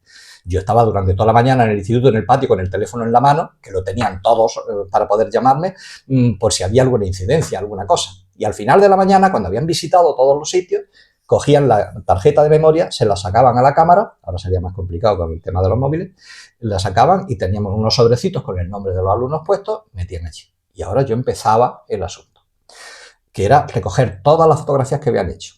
Había gente que hacía 100 fotografías y que no valía ninguna para nada, que era una porquería porque había ido haciendo el tonto, pero había otras más interesantes. Entonces, con esas fotografías yo hacía una selección, luego lo pasaba a compañeros, porque yo ya me embotaba con el asunto, para que hicieran otra selección, y con esa selección final dábamos unos premios. Y hacíamos una gala en el teatro, donde hacíamos una exposición abajo con todas las fotografías de ese año seleccionadas, y arriba estaban todos los padres viendo lo de sus hijos. Y yo tenía un éxito formidable. Eso logramos hacerlo durante 10 años. Entonces esa era mi razón para que los alumnos que iban a ser monitores de fotografía de esos alumnos empezaran a aprender fotografía. En realidad yo quería que aprendieran porque le iba a servir y me lo ha demostrado el tiempo, el que lo han utilizado mucho. Todavía de vez en cuando algún alumno me manda un mensaje diciendo ¿me puedes pasar tal cosa? O ¿te acuerdas tal cual? Pues lo estoy haciendo en el trabajo, en la facultad, tal cual. Entonces sí que ha tenido utilidad. En todo caso, lo que yo les exigía era que me atendieran durante una hora y que en la semana hicieran 1 o 2 fotografías del tema que yo les proponía. No había más trabajo tampoco. Entonces, pues al final se metían en el ajo y aquello funcionaba realmente bien. Y una cosa que empezamos hace tiempo también, en el instituto, también lo empecé yo, fue el tema del libro. Actualmente ahora me acaban de dar el libro de este año, pero lo empezamos hace casi 20 años. Este es uno de ellos, este fue el último que dirigí yo, porque resulta que celebramos el 25 aniversario del instituto. Y al celebrar el 25 aniversario hicimos una revista. En ese momento me acababan de dar el premio eTwinning. Yo hice que escribiera a todos los profesores que habían sido premiados en España, a la gente del instituto. Hicimos una revista muy bonita para aquello. Pero la revista se pierde. O sea, yo las revistas que compro me es difícil guardarlas. Los libros no. Los libros los guardo. Entonces, el año siguiente que íbamos a hacer otra revista, le dije, pero le vamos a dar formato libro. Y vamos a hacer un truco. El truco es que al final del libro vamos a poner la foto de los alumnos. Y esto se va a convertir en más o menos el anuario del instituto. Pero yo quiero meter aquí cosas de Medina y cosas que no tengan que ver con el instituto, pero también quiero contar las cosas diferentes que hacemos en el instituto. Y entonces en eso se convirtió el libro del barrio que hemos ido diciendo. Yo lo dirigí los 10 primeros años, cuando me retiré lo han seguido y afortunadamente aún se mantiene. Y entonces, ¿cuál era el truco? El truco es que primero es un libro. El libro no se tira. Segundo, está la foto de mi niño. Como está la foto de mi niño, lo guardo. Bien. Y este libro, 10 años después, es cuando el alumno lo va a coger y lo va a leer. Y es donde se va a encontrar, primero, que hacía en el instituto un montón de cosas que no sabía que en los demás sitios no se hacían. De que éramos un instituto diferente. Y se va a dar cuenta de lo que él participaba y lo que no. Empieza a darle valor ahora. Y además se va a dar cuenta de la historia de su pueblo, porque para eso metíamos artículos sobre la historia de su pueblo. Bueno, pues es otra de las actividades donde metíamos... Bueno, la gente me huía cuando yo iba buscando a los compañeros para que participaran en el libro, pues me iban huyendo, me iban tomando el pelo con ese tema. ¿Tienes alguna anécdota? Una que sea la que siempre puedas contar sobre... Bueno, son muchos años, pero... No sé. ¿Alguna especial? No sé. Hoy me contaba una anécdota, pero me la contaba Jaime, como es alumno, que me decía que un día él era revoltoso, era buen alumno, pero era revoltoso, de los que le gustaba contar chistes y meter jaleo y tal y cual, y a veces pues había que callarlo, ¿no? Entonces dice, entonces me cogiste y me dijiste, Jaime, tienes un minuto para hacer lo que te dé la gana. Dice, yo me puse a saltar, a chillar, a hacer el ganso, a hacer tal, la gente se reía, tal y cual, y me lo pasé fenómeno. Y cuando terminó el minuto y me avisaste, me callé y seguimos dando clases. Dice, nunca más volví a hacer el tonto en clase. Dice, ¿para qué? Entonces, claro, tú tienes que entender que ellos, por ejemplo, los problemas que hay con alumnos en secundaria que están repitiendo, son alumnos que no van con el nivel. Entonces tú estás explicando una cosa que no se entera. Entonces tú obligarte una hora a un alumno que esté en un sitio con algo que no tiene ni puñetera idea, es muy duro, es muy duro. Entonces el profesor tiene que darse cuenta también de esas circunstancias, si tienes que llegar a unos acuerdos con él, de facilitarle las cosas, de ponerlo de otra manera, pero al final el alumno en clase tiene que estar a gusto para que aquello funcione. Entonces para mí eso también ha sido una cosa, por eso contaba tantas historias y contaba... Yo normalmente contaba muchas historias que no eran propiamente de la clase, aparte de la clase, porque tú tienes que atraer a la gente. Yo de alguna manera, creo que era un poco el truco, yo primero necesitaba la empatía de los alumnos conmigo, al menos de la mayoría. Y una vez que los tienes pillados, es cuando les puedes enseñar. Claro. Pero no al revés. Si empiezas a enseñarles, los aburres. Pero si tú primero los pillas y los pones a tu favor, pues entonces es cuando tú tienes que enseñarles. Porque, claro, la educación debiera de venir de casa. Pero en el instituto sigue la educación fundamentalmente. Pero también hay que enseñar, que es a lo que van allí.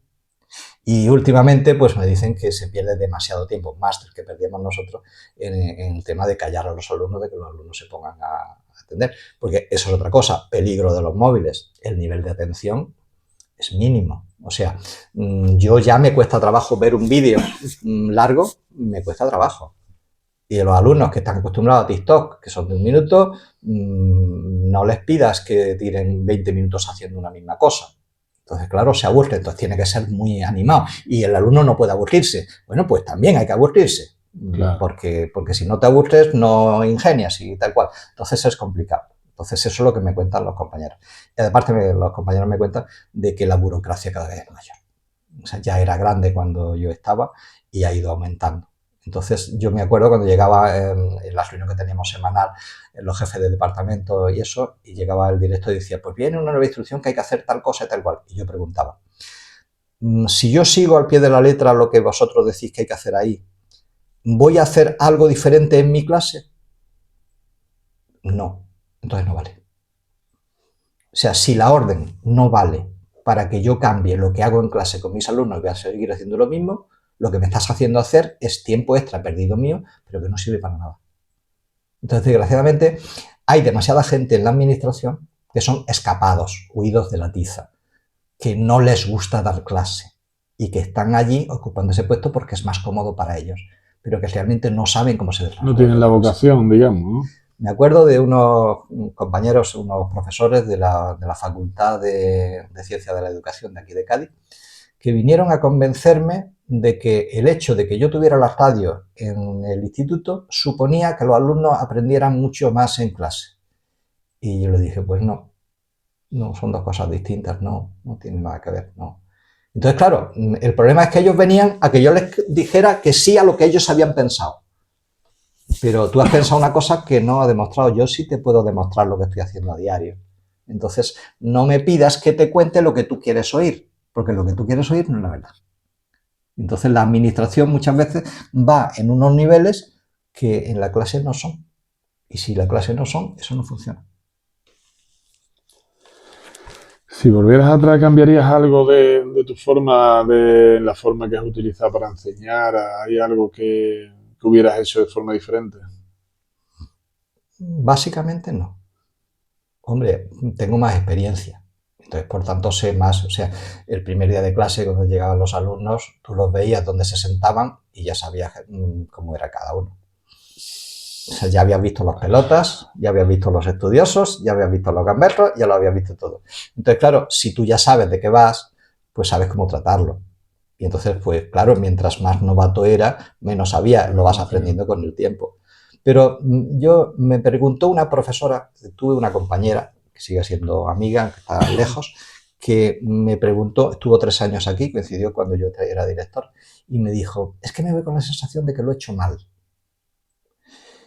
Y yo le pregunté, ¿has hecho todo lo posible que tú pensabas que podías hacer? Dice, sí. Digo, entonces, ¿qué más vas a pedir? O sea, yo sé que he metido la pata en clase, y supongo que muchas veces.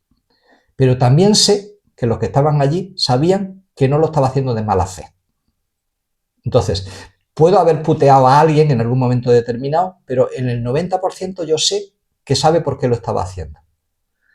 En algún caso, supongo que no, y que metí la pata y que lo hice mal. Pero yo creo que lo importante es querer hacer las cosas bien. Claro. Y hacerlas bien, eso depende, es que depende del día. Depende de ti, Puede depende salir del bien otro o no, y claro. depende de tal cual. O sea, tú intentas hacer las cosas de una manera y unas veces sale. Yo creo que a la larga no me han salido mal y yo he estado contento y en general creo que la gente está contenta. Y ya te digo que yo las asignaturas de exigir eran muy exigentes. Quizás ahora en algunas cosas sería menos. Bueno, por ejemplo, la exigencia que yo le hacía a mis alumnos de segundo bachillerato entonces y que lo hacían y no pasaba nada y aprobaban y hacían tal cual, ahora es imposible. Con lo cual, eso va en detrimento de que al final un licenciado de ahora graduado, no es un graduado o licenciado de antes. O sea, el nivel de exigencia ahora mismo, quizás el nivel de un alumno que sale de la universidad era el que en tiempos de mi padre no estudió, pero en tiempos de mi padre tenía un bachiller. Entonces, es una pena porque se puede exigir y la gente puede dar. Y yo siempre vi, si tú pides para 10, la gente te da para 8. Entonces tú pides para 8 para que todo el mundo saque 8, entonces la gente te da 6. Y bueno, pues voy a pedir para 6. Vale, te dan 4. Entonces tú tienes que seguir. Ahora, problema, pides para 12. Se van. Entonces el problema es que ahora tú ya pides para 6 y también se te vayan. ¿Por qué? Porque no están acostumbrados a hacer nada. Entonces la falta de esfuerzo pues es una calidad muy mediocre de los resultados. Primero en la escuela, después en el instituto, después en la universidad, después en el trabajo. Y eso es lo que tenemos. ¿Qué crees que te enseñaron a ti, una de las enseñanzas que te hayan dado tus alumnos en general? ¿Qué te han enseñado? ¿Con qué te quedas? Yo creo que muchas cosas. El que, el que tienes que entender su mundo, de que el mundo no eres tú, que el mundo es todo el mundo. Y yo me acuerdo, una compañera, teníamos un curso aquí que era algo parecido a lo que fue lo de adaptación, eso que te conté de Guadix, que eran los alumnos que fracasaban aquí en secundaria en el tiempo en que yo estaba, ahora se llama de otra manera, existe, pero se llama de otra manera. Se llamaba PCPI, que ni siquiera sé qué significan las cifras, pero era PCPI. Entonces eran los alumnos fracasados. Y entonces me dijo una compañera, porque le dije, pues anda, que la pérdida de tiempo que tienes con esta gente y el trabajazo que tienes para el resultado que vas a obtener, era profesora de inglés. Y me dijo, dice, es con quien mejor me lo paso. Creo que es el tiempo mejor empleado que hago en el instituto. Y me hizo pensar el asunto. Y el año siguiente hubo oportunidad y cogí uno de esos cursos para apoyo de matemáticas. Yo siempre había querido más matemáticas, pues entonces yo lo que intentaba era pues con una factura de la luz que supieran qué significaba cada cosa y la del agua que supieran lo que había allí, o sea, cosas sencillas y tal y cual. Yo aprendí mucho con esos alumnos, que eran los más torpes, pero quizás sean los que más me enseñaron. Sí. Sí, porque de la vida sabían mucho, se habían tropezado con muchas historias. Y la verdad, estaba con 6 o 7 alumnos solos, o sea, estábamos en una mesa así y tal, y allí salieron muchos temas muy importantes, yo creo que para ellos y como consecuencia también para mí. O sea, que a veces tú dices, es que estos son los tontos ¿tontos en qué? ¿En matemáticas? ¿Y qué pasa? ¿Y yo no soy tonto en física cuántica? Claro, el tema de la inteligencia múltiple, ¿no? Exactamente, exactamente. O sea, no hay nadie tonto en todo. Cada uno es en su parcela. Exactamente. Y tú te encuentras alumnos muy brillantes académicamente que como personas son muy chungas. Y te dices, bueno, vale, muy bien, pero es un idiota. Entonces, bueno, pues yo siempre he intentado unir toda esa cosa como para que al final ellos aprendan de mi vida, pero yo, lógicamente, tengo que aprender del suyo. Lógicamente, mientras más mayor eres, pues, lógicamente, vas sabiendo un poco más. Bueno, hemos hecho un recorrido por tus comienzos, tu carrera profesional, hemos hablado de Medina mínimamente, pero en este bloque quiero hablar un poco de Medina, en este caso, eh, brevemente, ¿qué significa para ti Medina después de tantos años aquí? Bueno, es mi pueblo, Ya, que no es poco, oficialmente ya es tu pueblo, pero, es lo que te preguntaba bueno, antes, ¿te sientes de aquí? oficialmente no soy de Medina porque nací en otro sitio. Bueno, pero Pero ahí dice, el refrán dice que la gente es de donde pase y no de donde nace. Vamos a ver, cuando me cabreo, no soy de Medina. Cuando me cabreo con Medina, no soy de Medina. Pero en realidad, a ver, por ejemplo, me da mucho coraje, cuando yo pongo una foto en internet, sabes que pongo fotos a diario sí, sí. de Medina, pongo una foto y alguien pone el siguiente comentario. El pueblo más bonito del mundo. Como mi pueblo no hay otro. Eso me da mucho coraje. Sí, Sí, porque primero no es verdad. claro. Vamos a ver, nadie es el mejor en nada. Y tu pueblo tampoco. Bien, entonces, tú puedes decir, mi pueblo es bonito. O mi pueblo es muy bonito. Pero no me hagas la comparación porque yo te voy a poner otro que por otras razones a lo mejor es mejor que el tuyo. Alguien que presumía por ahí de los muchísimos monumentos que tiene Medina y tal y cual, yo le decía, digo, mira, hay un pueblo, Salamanca, que es muy parecido a este en cuanto a tamaño, tiene 11.000 habitantes, tal y cual, vete a Ciudad Rodrigo. Y luego hablamos. O sea, siempre habrá alguien que está por encima de ti. Entonces, el problema es, si tú piensas que tu pueblo es perfecto, ¿qué le vas a mejorar? Pero Medina tiene un montón de cosas que mejorar Claro. y un montón de cosas que conservar. O sea, vamos, yo he estado toda esta tarde haciendo con Jaime fotografías en la iglesia mayor. Y me preguntaba la señora que cuida de la iglesia, y me dice, ¿y para qué es? Y bueno, algunas fotos las iré poniendo en internet, todos los días pongo fotos, pues iré poniendo. Digo, pero fundamentalmente es para una persona de aquí de Medina que sabe mucho de historia, quiere trabajar el tema del retablo mayor. el retablo de la iglesia mayor. Y entonces le estamos facilitando el material. Las cosas hay que hacerlas en equipo. Eso es una cosa muy importante, el trabajo en equipo. Puede haber alguien que sepa dirigir, pero si hay alguien que hace todo y los demás no, eso no funciona. Y eso pasa en los institutos, pasa en los colegios, pasa en el ayuntamiento. Si el alcalde hace mucho, pero no tiene un equipo de gente importante haciendo, el pueblo no funciona. Si en el instituto el director es buenísimo y los demás no hacen ni el huevo porque ya lo hace el director, ese instituto es una porquería. Entonces una cosa que nosotros hicimos era que todo el mundo se comprometía a hacer algo extra. Y ese algo extra, o sea, vamos a ver, tú imagínate cuántas asociaciones estáis aquí en Medina. ¿Cuánta gente puede, cuántas veces te llaman para que colabores? Muy pocas. Y veces que tú vas y te ofreces y te desprecian. Entonces dices, pues esto no. Pero lo que estoy diciendo es Medina, es Paterna, es Vegadeo, sí, es Huelma, que es mi pueblo, es todos sitios. O sea que no es un defecto, porque la gente también dice, es que está el que dice que este es el pueblo más maravilloso del mundo y el contrario, el que dice que este es el peor pueblo del mundo porque esto es una mierda. No es verdad, ninguno de los dos. Lo que sí es verdad es que cualquier sitio, por bonito y por interesante que sea, estamos en un sitio precioso y estamos en un sitio que el clima suele ser bueno, salvo Levante y algunas otras pequeñas cosas, etcétera, tiene muchas ventajas, tiene mucha historia, pero también tiene muchas cosas que hay que hacer. O sea, el retablo de la iglesia mayor está hecho una pena, necesitaría que cada una de esas imágenes se restaurara, pero es que allí hay lo menos 100 imágenes. ¿Y cuánto vale cada imagen? ¿1.000 euros? ¿Qué pasa? ¿Tienes 100.000 euros para coger para el altar? No hay dinero, ¿no? Pues entonces no se puede hacer. Pero hay otras cosas que sí. Y además, tú no puedes empezar con las 100 figuras, pero puedes empezar por una. O puedes empezar estudiando esas figuras. Bueno, pues, ¿qué sé hacer yo? Fotos. ¿Vale? Pues con las fotos se puede hacer mucho. Más de lo que la gente se piensa. Porque cuando yo pongo una foto sin comentario ninguno, ya estoy diciendo mucho.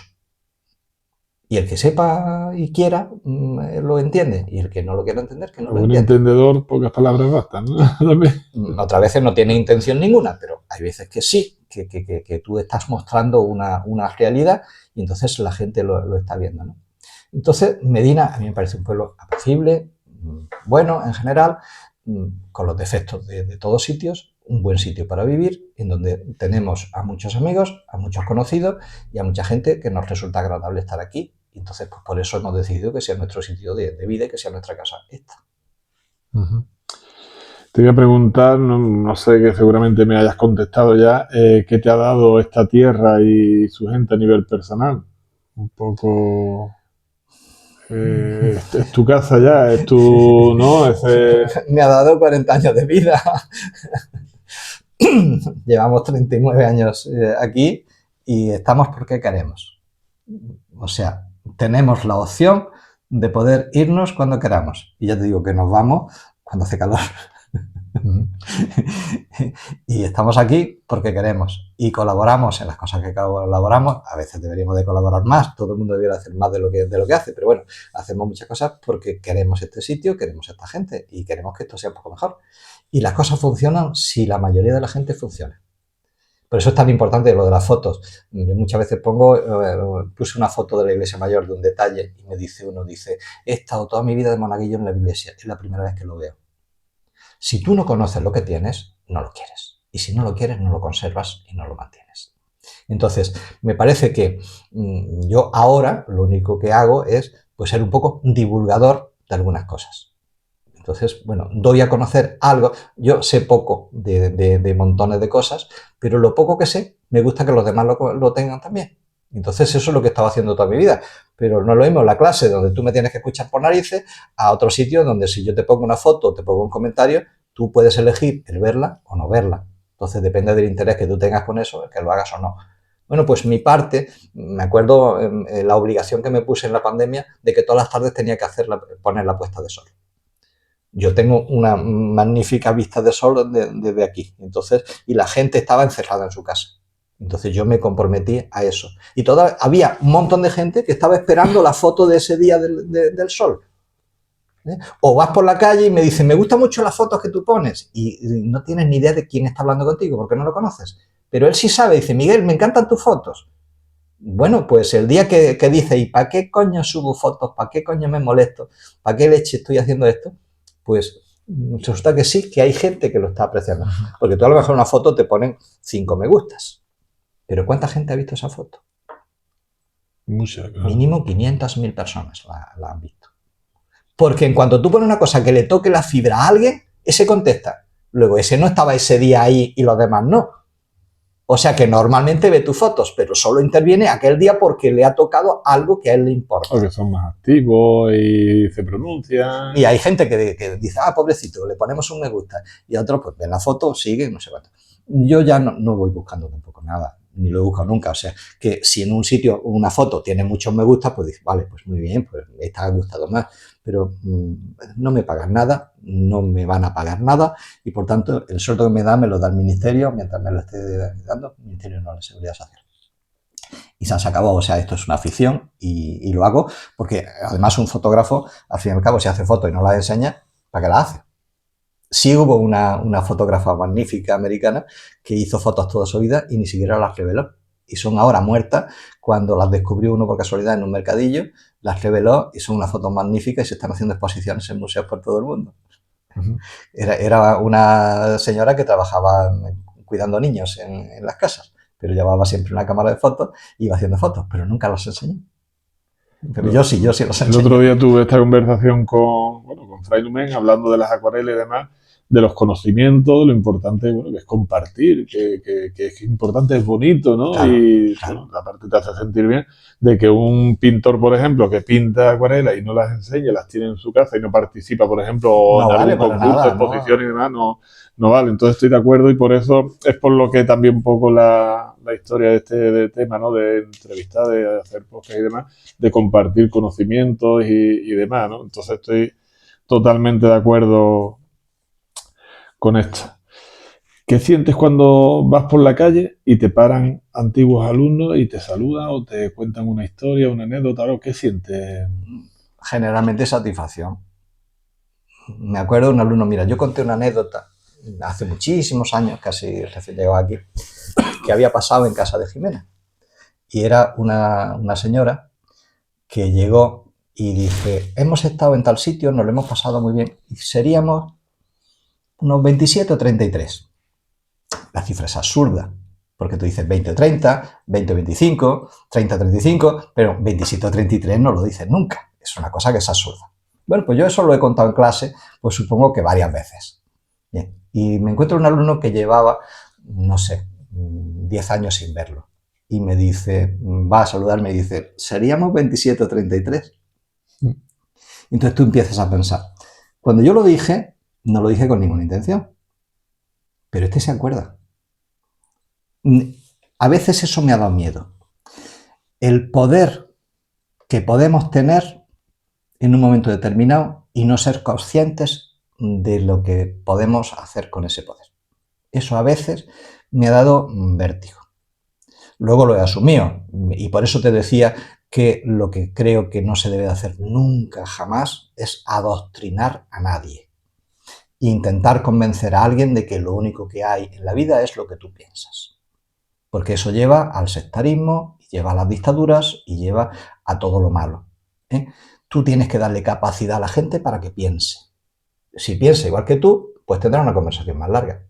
Y si no piensa como tú, pues ya está, no pasa nada. Pero yo tengo que respetarte, tú tienes que respetarme. Y eso, desgraciadamente, en la actualidad no se lleva. Ahora lo que se intenta es, tú o piensas como yo o eres de los malos. Y las cosas son blancas o negras. Y las cosas nunca son blancas o negras. Depende El ayuntamiento, si no es el que tú... tú votaste, es malísimo. Y si es el que tú votaste, todo lo hace bien. Y no es verdad en ninguno de los casos. El ayuntamiento que tú no has votado hace cosas bien. Y otras mal. Y el ayuntamiento que tú has votado y que ha salido, hace cosas bien y hace cosas mal. Y tú tienes que ser consciente de eso. Bueno, pues no se te ocurra expresar un poco mal el asunto porque te van a crucificar. Porque eso es otra cosa. Estamos perdiendo libertad. O sea, en los años 80 estábamos inventando la democracia. Y el gobierno tenía miedo de no ser lo suficientemente demócrata. Y ahora estamos al contrario. Y ahora hay que callarse y hay que reprimirse porque hay cosas que no se pueden decir porque vas a tener consecuencias. Eso es el principio de lo que en otros sitios termina siendo una dictadura. Espero que no sea nuestro caso. Bueno, pues pasamos a ese último bloque, ¿no? Como yo decía, una faceta seguimos aquí, ¿no? artística y reflexiva, ¿no? Sobre, en este caso, lo que hemos hablado, ¿no? La pasión de Miguel Roa por la fotografía. ¿Cuándo nace esta pasión? Bueno, el tema de la fotografía conmigo nace pues, con 10 años o así. Porque con 10 años o así compra mi padre la primera cámara de fotos, una muy mala, muy sencilla, y esa cámara es la que yo empiezo a hacer. Lo que pasa es que entonces eran cassettes y los cassettes valían muy caros revelarlos. Entonces era poco. Cuando empecé a trabajar, pues una de las primeras cosas que me compré con el dinero de estar trabajando fue una cámara de fotos de segunda mano, pero una cámara de fotos más en condiciones.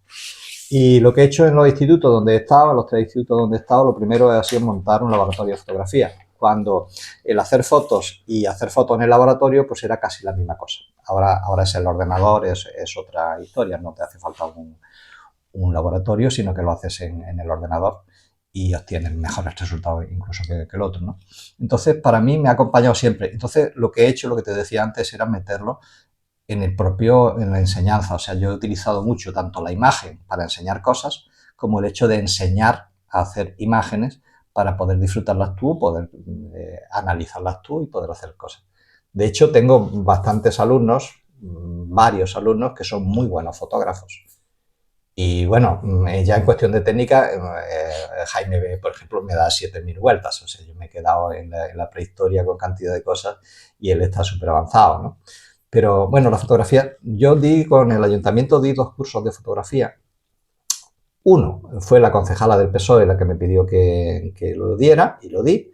Y luego empezó el gobierno de Izquierda Unida y el concejal de Izquierda Unida, no creo que sea concejal o concejala, también me pidió que lo diera y di otro, o sea que di con uno y otro.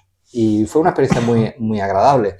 Y era lo que yo hacía con los alumnos, es intentar lo que yo a lo largo del tiempo he ido aprendiendo, pues mínimamente ponerte a ti en la pista para que tú puedas a partir de ahí desarrollarte y hacer.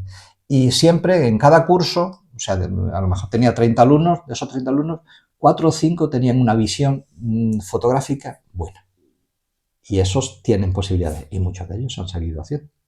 Antes no te lo he dicho, pero una cosa muy importante de mi relación con Medina fue cuando empecé a buscar fotos antiguas de Medina. Y eso me llevó a hacer 2 exposiciones de fotos antiguas y luego a hacer el libro de las fotos antiguas de Medina, que en una semana vendimos todos los ejemplares que hicimos. Y ahora lo que estoy haciendo es poco a poco ir poniendo foto a foto cada una de estas en Facebook, porque cuando ya terminamos con esta historia fue cuando empezamos con los grupos de Facebook y creé el grupo de Facebook Medina Sidonia, Historia de Medina Sidonia en Imágenes. Entonces tenemos 7000 y pico personas que lo siguen y cada fotografía, cada día, la suelen ver según las estadísticas de Facebook, 1500, 2000, 3000 personas. Son muchas personas viendo el tema. Y yo lo que me comprometo es que todos los días subo una. Luego, aparte, lo que suba cada cual, lo que quiera subir cada uno. Entonces, esto me relacionó muchísimo con la gente, porque yo fui a multitud de casas de Medina a pedirles que me dejaran la foto. Y no es fácil dejar la foto de tu padre y que te las puedan perder. Entonces, tenían que fiarse de mí. Y entonces, bueno, pues conseguí que se fiaran y, por supuesto, se las devolví. Y poder ponerlas en el libro. Y luego con el Facebook, una cosa que le dije, digo, vamos a ver, todos los cursos que habéis dado en el Caminillo para que la gente aprenda a usar el ordenador, os he superado 1000 veces la gente que se ha metido en el ordenador porque querían meterse en la página de las fotos antiguas de Facebook de Medina. Entonces, la manera de que tú puedas enseñar una cosa es crearle la necesidad. Entonces, como la gente quería ver las fotos, aprendía y cogía a los hijos para que les enseñara. Entonces, hay un montón de gente mayor que se mete en el ordenador porque el grupo está. Entonces, claro, eso te hace una relación con la gente tremenda, porque la gente que te deja la foto, la gente que te comenta la foto, la gente que te ve por la calle y te dice, mira, Miguel, tal, o te voy a dejar tal cosa. Yo siempre digo, cuando tú quieras, tío, ¿sabes dónde lo tienes? Luego se les olvida mucho, pero tal. Entonces, siempre hay una relación. O sea, que yo tengo una relación con los exalumnos, con los padres de los exalumnos y con mucha gente que me conoce simplemente porque ve las fotos mías en internet. Entonces, el tema de la fotografía en sí, pues no es diferente de mi vida. O sea que hoy he estado haciendo fotos.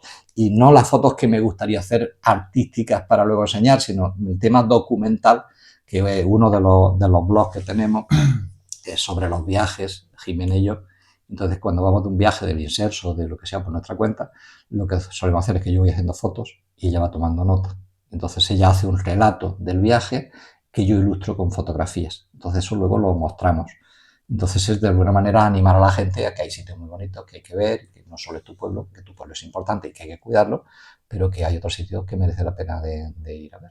Que seguimos enseñando. Salimos del instituto y seguimos enseñando cosas. Mira, yo tuve una angina de pecho hace 12 años y tenía un cardiólogo que desgraciadamente murió, muy bueno. Y entonces me dijo, ¿y tú qué profesión tienes? Digo, yo he sido profesor. Dice, mentira. Tú eres profesor. Eso no se deja nunca. Claro. Y sí, llévalo. Y esto yo pienso que estos documentos no están pagados, porque esto es historia que va quedando, que antiguamente no había, ahora se conservaban esas fotos muy pequeñas, casi ya que apenas se ve a veces, y estos trabajos yo los valoro mucho. Esto es un álbum colectivo, o sea, este libro no se vende por internet porque la gente no quiere desprenderse de él, el que lo tiene no lo suelta de ninguna de las maneras. Pues yo lo... Bueno, del libro de los 10 años de concurso de fotografía, lo que logramos publicar, esto lo pagó el ayuntamiento, es un libro con algunas de las fotografías que hicieron esos chavales en esos concursos de fotografía. Entonces yo quería que quedara algo... por todas partes bien de la historia de personas y demás, de lo que es Medina, cómo se ha ido modificando y demás. De hecho, esto se utiliza, o sea, cada vez que se va a hacer algo de urbanismo aquí, lo primero que se hace es esto y hablan conmigo a ver si tengo alguna foto para alguna cosa o lo que sea. Y ya se ha hecho varias cosas a través de las fotografías que tenemos asignadas aquí. A ver, yo tuve el mérito de recogerlas, pero aquí hay mucha gente detrás. Primero todos los que me las dejaron y luego muchas cosas que no se nota y parece que yo soy el que lo hago. No, yo solo soy el coñazo que va y te pide cosas y te hace tal cual para que luego se haga la cosa. Pero si no hay 10 personas por medio, aparte de mí, eso no se hace. Ya. Entonces yo puedo ser el catalizador en un momento determinado, pero solo eso. Bueno, siempre hay alguien que tiene que llevar un poco la... Pero si los demás no le siguen y no le ayudan, no funciona. Entonces las cosas funcionan porque siempre hay gente. Entiendo que esto será en el contexto según en el que esté trabajando la fotografía, pero ¿qué te inspira a la hora de hacer una fotografía? ¿El tema de luz? ¿Te atrae más el tema personal? Yo hago fundamentalmente dos cosas. Una es cuando quiero documentar un sitio, o sea, cuando quiero estar en un sitio y quiero enseñar dónde he estado, pues procurar que lo que estoy viendo por el objetivo sea lo más agradable posible, ¿no? Pero sí hay momentos en que tú ves una cosa y dices, ahí hay una foto. Y entonces, si llevas la cámara, la haces. A veces la hago con el móvil porque no tengo en otro momento otra cosa, ¿no? Pero a veces estoy conduciendo y hay una foto extraordinaria y no puedo hacerla porque estoy conduciendo, ¿no? Entonces ahí lo que busco es la composición.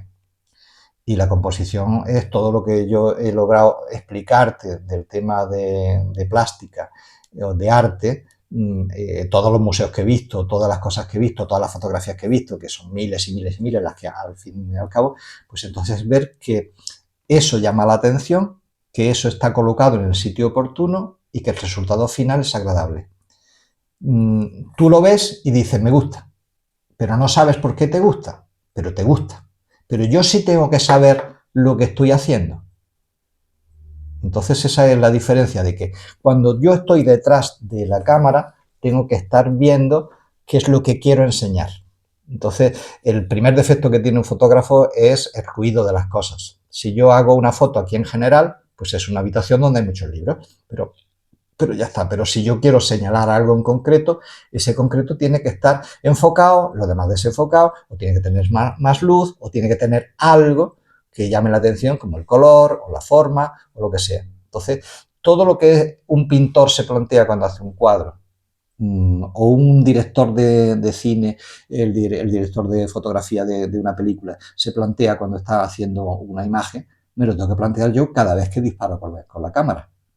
Entonces, claro, luego yo, lógicamente, hay una segunda parte, que es el ordenador. Pero el ordenador no hace milagros. O sea, yo le tengo que decir al ordenador lo que tiene que hacer. Antes se hacía en el laboratorio también había los mismos trucos que se hacen con el Photoshop y todas esas historias. Entonces, bueno, yo en un momento determinado tengo un cable en un sitio y no quiero que esté el cable. Bueno, pues lo borro con el Photoshop, que antes no se podía. Pero eso no es lo importante de la foto. Simplemente le estoy quitando un pequeño ruido. Pero el planteamiento general no me lo va a hacer el ordenador. El planteamiento lo tengo que hacer yo cuando estoy mirando por la cámara y decido que voy a apretar el botón. Y lógicamente, si yo llevo hechas, no sé, pues imagínate 200.000 fotos, pues a lo mejor buenas son 100. Y las otras 199.900, pues no son buenas. Bueno, ¿y qué? Yo arriba en la guardilla tengo unas cuantas fotos, tengo pocas puestas en la casa que sean mías, pero sí he puesto allí 8 o 10 fotos que por distintas razones a mí me gustan, ¿no? Y muchas veces son porque es una cosa que te toca lo que estás viendo, pero porque esa también hay una diferencia muy grande. O sea, cuando la gente confunde la foto de una cosa bonita con una foto bonita. O sea, si yo le hago una foto a una rosa, puede ser una rosa muy bonita. Dice, uy, qué bonito. Pero lo bonito es la rosa, no la foto. Y yo le puedo hacer una foto a una porquería y que la foto sea bonita, aunque lo que estás viendo en la foto no sea bonito. Entonces hay que distinguir eso. Entonces tú tienes que tener claro qué composición vas a hacer. Y para eso está la proporción áurea, está la luz, o sea, hay un montón de conceptos que tienes que ir asimilando poco a poco. Y no se improvisa, ¿eh? Entonces hay gente que tiene capacidad para hacer las cosas un poco mejor, pero luego necesita un fondo. Es importante que la gente, hoy se lo decía a Jaime, que realmente la época más importante, creo yo, es la de la adolescencia, es la del instituto. Aunque cuando estás en el instituto estás odiando al instituto y estás harto del instituto, resulta que luego es el sitio donde más te apetece volver y te estás acordando siempre por todo lo que viviste en el instituto.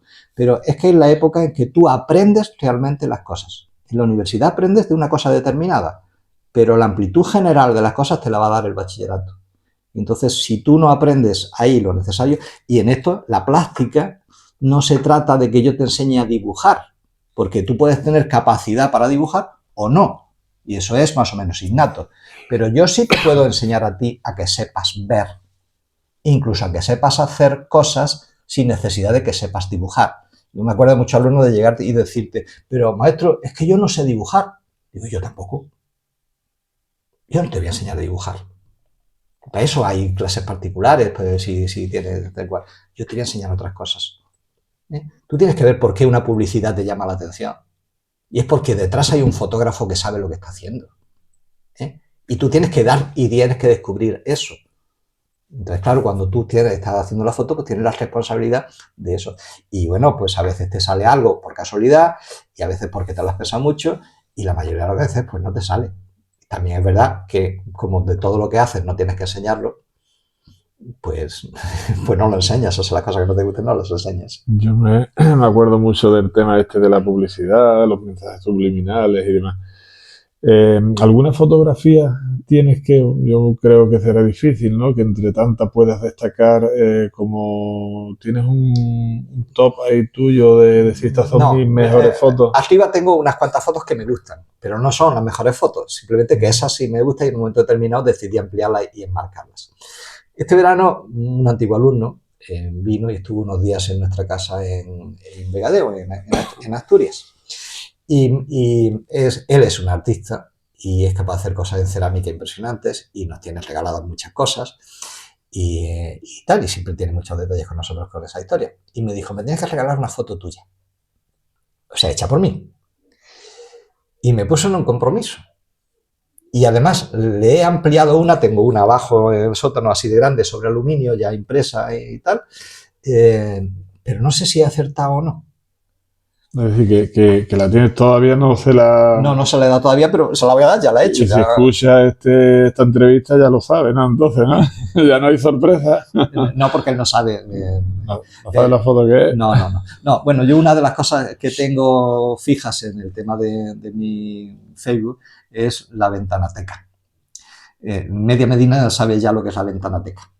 O sea, una hemeroteca es el sitio donde se guardan los periódicos. Una enoteca es el sitio donde se guardan los vinos. Entonces, como yo ponía muchas ventanas, cuando me jubilé, estuvimos en Chile de viaje y en Argentina. Y en Argentina, en Buenos Aires, estuvimos en casa de un primo de Jimena, que vive allí, porque su padre se tuvo que ir exilado en la guerra y tal, y entonces ellos ya se quedaron allí y tal. Y entonces, al hablarle del tema de la ventana, dice, lo tuyo en realidad es una ventanateca.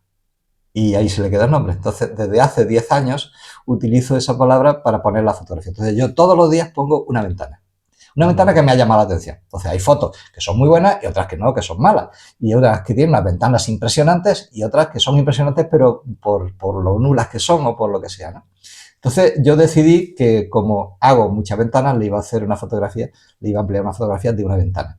Pero que te digo que no sé si he acertado o no. O sea, prefiero que tú me llegues y me digas, me gusta esto que has hecho, entonces yo te lo hago y tal cual, a que yo tenga que elegir, porque realmente elegir entre los míos, como cada momento es un momento y has tenido unas razones diferentes, no sabes realmente de cara a los demás si los demás lo van a apreciar lo mismo que tú apreciaste cuando hiciste esa foto. Seguro que le gusta, seguro. ¿Qué te aporta la fotografía a nivel emocional o personal? Pues yo creo que mucho. Yo creo que es mi manera más genuina de expresarme. Yo, como ya estaba observando, hablo mucho. No bueno, sé si va a llegar la batería, pero bueno. Me pagaban por hablar. Aunque alguno decía, es que ha hecho un parlazo que no veas, qué coñazo, tal cual. Pues sí, es verdad, a veces eso. Pero cuando yo quiero contar una cosa y tengo más argumentos y más cosas que contarte, quiero contártelo todo. Claro. O sea, no quiero guardarme eso, sino que quiero decírtelo. Entonces, pues sigo hablando. Entonces, yo me expreso o bien hablando, pero hablo, ¿con cuántas personas hablas al día? Pues si voy al mercado siempre me encuentro con alguien y siempre termino hablando con alguien, pues te vas a hablar con nosotros. Con la fotografía hablo a diario con un montón de gente. O sea, muestro algo de lo que yo hago todos los días. Por ejemplo, ahora me estoy metiendo con el Ayuntamiento de Vegadeo porque resulta que tiene olvidado el cementerio. De hecho, la gente se entierra en un cementerio en un pueblecito que está al lado, que es de la iglesia. Pero este es un cementerio municipal y está abandonado desde hace 10, 15 años. Entonces, mi manera es enseñarlo y decir, aquí está. Y lo tienes abandonado, pero aquí está. Entonces, yo no te voy a escribir allí nada, no te voy a decir nada, pero este es el cementerio. Entonces, hay muchas maneras de exponer. Hay cosas de aquí de Medina que me gustaría poner en fotos que no pongo. No lo pongo porque no quiero meterme a que la gente no llegue a lograr entenderlo, o sea, hacer una crítica fuerte de una cosa determinada y que la gente no llegue a entenderlo. Entonces es preferible no hacerlo. Entonces yo en el 99% de las cosas lo que enseño de Medina es lo bonito. No enseño lo feo. Porque además soy consciente de que mucha gente que me pueda seguir no es de Medina. Y yo quiero que la gente venga a Medina y que se gaste el dinero en el Duque, en una casa rural o en el bar de la plaza. Y yo quiero que la gente venga aquí y que la gente de Medina viva mejor porque resulta que hay más trabajo. Y hay más trabajo porque hay más turismo. Entonces yo, en la mayoría de los casos, alguna vez sí meto alguna crítica, pero normalmente no. Y ya te digo, para mí me da muchas cosas porque estoy enseñando una cosa. Ayer, por ejemplo, he puesto una foto, la puse ayer tarde, de un Cristo de la Iglesia de la Victoria, el Cristo de la Sangre. Y bueno, esa era simplemente la belleza. Le estaba entrando la luz de una ventana de enfrente y lo estaba iluminando. Y entonces a mí esa foto me gustaba lo que estaba viendo allí y entonces logré expresarla con la foto. Entonces, bueno, yo te la enseño. ¿Que a ti no te dice nada? Bueno, vale, pero a mí me ha gustado y yo te la muestro, ¿no? Entonces, soy el vehículo para eso. Y sí, me da muchas satisfacciones. Luego, por ejemplo, tú fíjate que hace X años yo publico esta foto. Esto es una foto de un tejado de Medina. Y es una pelea que yo traigo desde hace muchos años de que se conserven los tejados de Medina y poco caso me hacen. Pero bueno, ahora he presentado en el ayuntamiento una alegación al proyecto que van a hacer de urbanismo y esta historia. Entonces yo hice esta foto y la puse en una plataforma que se llama Flickr y una persona desde Brasil contacta conmigo y me dice que si la puedo utilizar para este libro. Y yo le digo, pues sí, sí. Y me dice, es que el patrimonio, o sea, el libro se llama Turismo y Patrimonio Cultural. O sea, la importancia que tiene el patrimonio para el turismo en un pueblo. Y el patrimonio no es la iglesia mayor. Eso es una parte del patrimonio. Las casas tradicionales que estamos perdiendo son parte importantísima de nuestro patrimonio. Y cuando la hayamos perdido, no tendremos que enseñar. Y una de esas partes son los tejados. La teja que hay en los tejados antiguos de Medina es única de esta zona. O sea, en Paterna está la misma, en Cádiz está la misma, en Arce está la misma. Pero salte de este trozo de la provincia de Cádiz y ya no tienes esa teja, porque ya tiene unas condiciones climatológicas diferentes, porque el barrio es diferente y porque no hubo unos artesanos alfareros que se dedicaran a hacer tejas como se dedicaban los de Medina. Bueno, pues ese es un tema que tengo por ahí. Bueno, pues el que alguien te elija una foto para ponerla en la portada de un libro que se va a vender en la librería y tenga tu foto, pues, macho, pues tengo una gran satisfacción, ¿no? Por ejemplo, esta foto que a mí me gusta mucho, esta foto es mía y Marcos Ramos, que después del Vicario Martínez, pues es el libro más conocido de historia de aquí en Medina, hizo una reedición de su libro. Este libro sacó uno en los años 80 y ahora, hace 10 años o así, sacó una reedición, mejorando y cambiando cosas de esas. Bueno, pues la fotografía de la portada es mía. Y muchas de las fotos que hay por aquí dentro del libro, pues también me las encargo que las hiciera yo. Bueno, pues dice, algo que yo hago sirve a alguien. Pues eso siempre es bueno. O sea, siempre es agradable. Te reconforta. Claro, es una cosa que... Una cosa que se me olvidó antes, un segundo, es que otra de mis relaciones importantes con Medina ha sido el tema de la revista Puerta del Sol. O sea, se hizo una asociación que fundó Butrón, Ángel Butrón, y nos metimos una serie de gente. Y entonces, durante X años, durante varios años, logramos sacar una serie de revistas de calidad hablando de Medina. Yo me recorrí Medina entregando estas revistas casa por casa. O sea, yo me he relacionado y hemos tenido muchos suscriptores porque nos hemos currado 2 o 3 personas el hablar con la gente para explicarles lo que estamos haciendo, etcétera. Y nos apoyó mucha gente porque la hemos buscado. Entonces, bueno, pues dice, estoy haciendo una cosa y sirve. Y funciona. Bueno, llegó el momento en que se terminó y se acabó. No hubo más. Estos son otro par de revistas donde hay fotografías mías de gente que contacta contigo. Esta, por ejemplo, es una que regalan en los restaurantes de lujo argentinos. Y está en inglés y en español. Bueno, pues hicieron un reportaje sobre China y la mitad de las fotos que hay en el artículo son mías. Bueno, pues que alguien te la encuentre en internet, le guste. Antes se encargaban a un fotógrafo profesional, ahora te las piden gratis para que se las dé. O sea que también es un poco de cara dura por parte de la gente. Pero bueno, no se las piden a todo el mundo.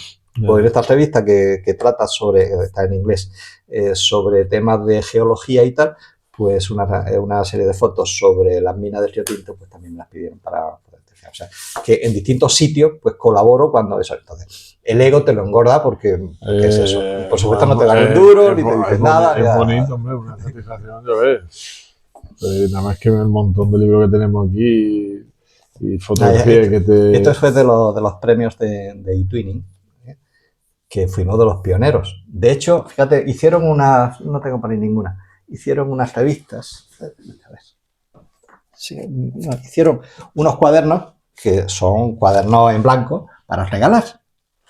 Y entonces pusieron aquí eTwinning y empezaron a poner nombres por aquí. Bueno, pues de los nombres que aparecen por aquí, una es Medina Sidonia. ¿Qué? Dice, bueno, pues ese Medina Sidonia está porque hicimos esto.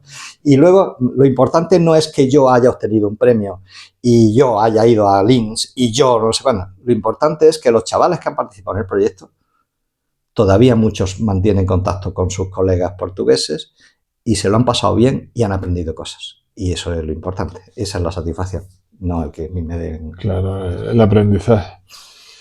Bueno, yo creo que para cerrar ya, porque hemos hablado de trayectoria docente, de tu relación con Medina, un mensaje, ¿no?, para tus alumnos y antiguos alumnos, nuevas generaciones, un poco un contexto general sobre lo que es la enseñanza desde tu punto de vista para cerrar esta entrevista.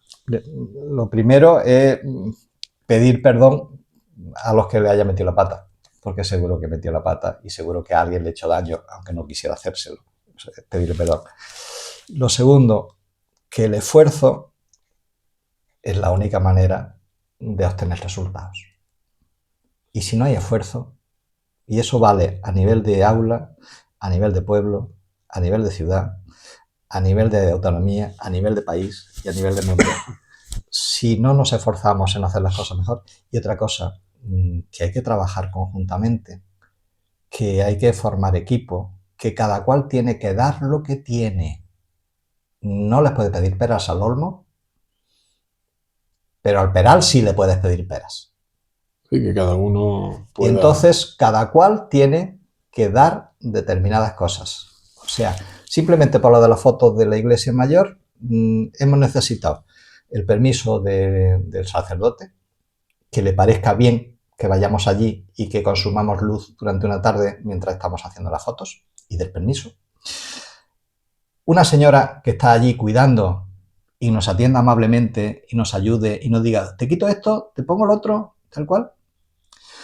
Un exalumno que tiene una cámara con la cual hace unas magníficas fotografías de pájaros, venga a fotografiar santos. Y le decía yo, ese es un San Juan. Y dice, ¿cómo lo distingue? Pues igual que tú distingues los pájaros. Dice, claro, yo me sé los pájaros, los santos no me los sé. Bueno, yo de santos tampoco me sé muchos, pero algunos me sé. El que ese trabajo que hemos hecho hoy es para que otra persona lo trabaje. Y esa persona en su día, cuando obtenga un trabajo de eso podamos enseñarlo a alguien y la gente pueda aprender. Y al aprender lo quiera y lo conserve. Entonces hay una cadena de gente que ninguno es capaz de hacerlo todo. Todos somos necesarios y todos tenemos que dar lo que tenemos. Y a veces hay mucha gente que es un poco egoísta. Entonces dice, sí, yo sé hacer esto, pero esto es para mí. No. Tú tienes unos dotes, tienes una serie de conocimientos y dentro de tus posibilidades, dalas. Primero, porque todo lo que des, lo vas a tener de vuelta. O sea, la gente te quiere porque tú quieres a la gente. La gente no te quiere porque tú eres magnífico y tú eres maravilloso y tú eres fantástico. Todo el mundo tenemos unas cosas buenas y unas cosas malas. Pero si tú no das, la gente no te va a dar. Hombre, si yo hubiera tratado mal a Jaime, cuando yo le llamo y le digo que venga a fotografiar con su cámara, me dice, estoy ocupado, tengo trabajo, no puedo, a ver si el mes que viene, a ver si no sé cuánto, y a ver si para ti. Y por el contrario me dice, ¿a qué hora nos vemos? Termino a tal hora, déjame 20 minutos de tiempo para que yo pueda ir a no sé qué sitio. Y viene y se tira una tarde entera haciendo una foto de algo que a él no le interesa, que te interesa a ti, y te hace un favor. ¿Por qué? Pues porque te tiene la estima suficiente para eso. Pero esa estima hay que ganársela. Y esa era una cosa que yo le decía, yo creo que es el truco que yo utilizaba, que era que yo primero tengo que querer a la gente. Y yo tengo que atraerme a la gente a mi terreno. Y cuando ya te tengo en mi terreno, es cuando te puedo sacar lo necesario para que tú aprendas. Pero primero te tengo que enganchar. Entonces, la primera es que yo te caiga bien, que te fíes de mí. Y una vez que tú tienes suficiente confianza conmigo, cuando yo te aprieto las clavijas, te tienes que aguantar. Porque yo te las aprieto no por beneficio propio. Yo con apretarte las clavijas a ti, yo no consigo nada. Bueno, sí consigo que tú hagas y que al final yo me sienta satisfecho de ti. Porque ese es tu trabajo. Claro, pero que al final tú obtengas un beneficio de lo que estás haciendo. Y el beneficio, en nuestro caso, nunca es económico. Porque si tú no haces ni el huevo cuando te vas del instituto, te van a pagar exactamente lo mismo que si te tiras toda la tarde como un cabrón buscando material para que al día siguiente la clase te salga un poquitín mejor de lo que te había salido el día anterior. Entonces, tú tienes que ser generoso y tienes que darte. Y al final, eso te revuelve. Con que, aunque seas muy egoísta, la mejor manera de ser egoísta es siendo generoso. Porque es la manera de que vas a obtener más. Sin embargo, mucha gente piensa que no, yo lo tengo y esto es para mí. Bueno, ¿para qué? Si no lo compartes, si no eso, ¿de qué te sirve? ¿Para que te digan que eres muy chulo? Eso... Cierta relación ahí, el altruismo también, ¿verdad? Es que yo pienso que no es altruista. Yo pienso que no es altruista. Que tiene Que todo el cierta mundo... relación. Vamos a ver, tú que te dedicas a estas cosas, todo el mundo queremos que nos quieran. ¿Sí o no? Claro. Eso es fundamental. Porque si te sientes querido, estás bien. Pero si no te sientes querido, pues la cosa no funciona. Te sientes hecho una piltrafa. Y para que te quieran, ¿qué tienes que hacer? Pues eso, entre otras cosas, a los demás, ¿no? Darte a los demás. Entonces, si tú te das a los demás, aunque no lo hagas, y es más, si yo te doy a ti X, yo no tengo que recibir X de ti, porque esto no es una transacción. O sea, yo te doy lo que tengo en este momento, pero tú no me lo tienes que devolver. O sí, Dios sepa. Pero ya me lo devolverá otro. Y tampoco lo hago para que se me lo devuelva, ¿eh? Ojo, que la razón no es decir, no, yo soy muy bueno porque la gente va a ser muy buena conmigo. No. Primero, si tenemos unos conceptos cristianos mínimos de cómo debemos de comportarnos, pues vamos a hacer la menos puñeta posible, que siempre hacemos pues, la puñeta a mucha gente. Vamos a intentar poder hacer esto, vamos a echar una mano, que siempre se puede hacer mucho más de lo que se hace, ¿eh? Que yo no soy la hermanita de la caridad ni tal y cual. Hay un montón de gente, la mayoría de gente que hace muchísimas más cosas que pueda hacer yo. Pero en principio, si a mí un alumno me manda un mensaje diciendo que por favor, que a ver si le puedo buscar una foto de no sé cuánto, tal y cual, para mí es una molestia.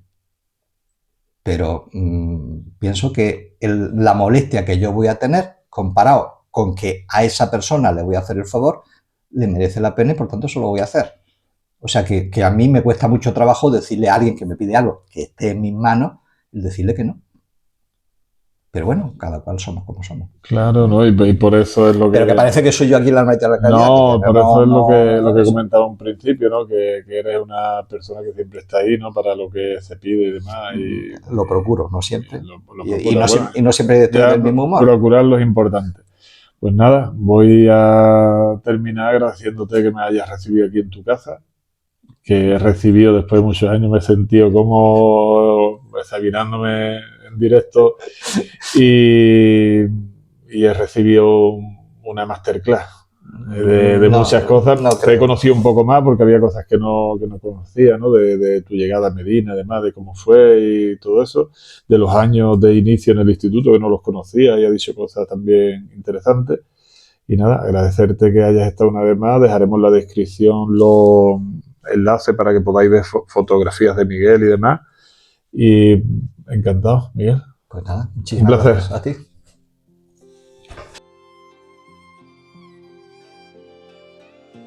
Hoy he tenido el placer de entrevistar a Miguel Roa Guzmán, profesor de instituto que, no siendo de Medina Sidonia, llegó a esta tierra y vivió el cambio generacional no solo de la enseñanza o de un instituto, sino de una ciudad entera. Hay personas que dejan huellas sin proponérselo, que enseñan mucho más de lo que marcan los libros, porque enseñan con su manera de mirar, de escuchar y su forma de hacer. Miguel Roa Guzmán es de esas personas que no solo formaron alumnos, sino generaciones completas. Llegó hace 40 años a una tierra que hizo suya, y en ella dejó algo más valioso que el conocimiento, su forma de ser y de estar. Su historia nos recuerda que educar no es solo transmitir información, sino acompañar, comprender y sembrar futuro. Hoy me he sentido de nuevo estudiante en formación y he querido detener el tiempo y que no acabará la clase. Porque a veces, solo cuando pasa el tiempo, tenemos la capacidad de valorar la enseñanza que recibimos. Gracias, Miguel, por todo lo que diste y por lo que sigues inspirando. Y por recordarnos que la enseñanza no termina cuando suena el timbre.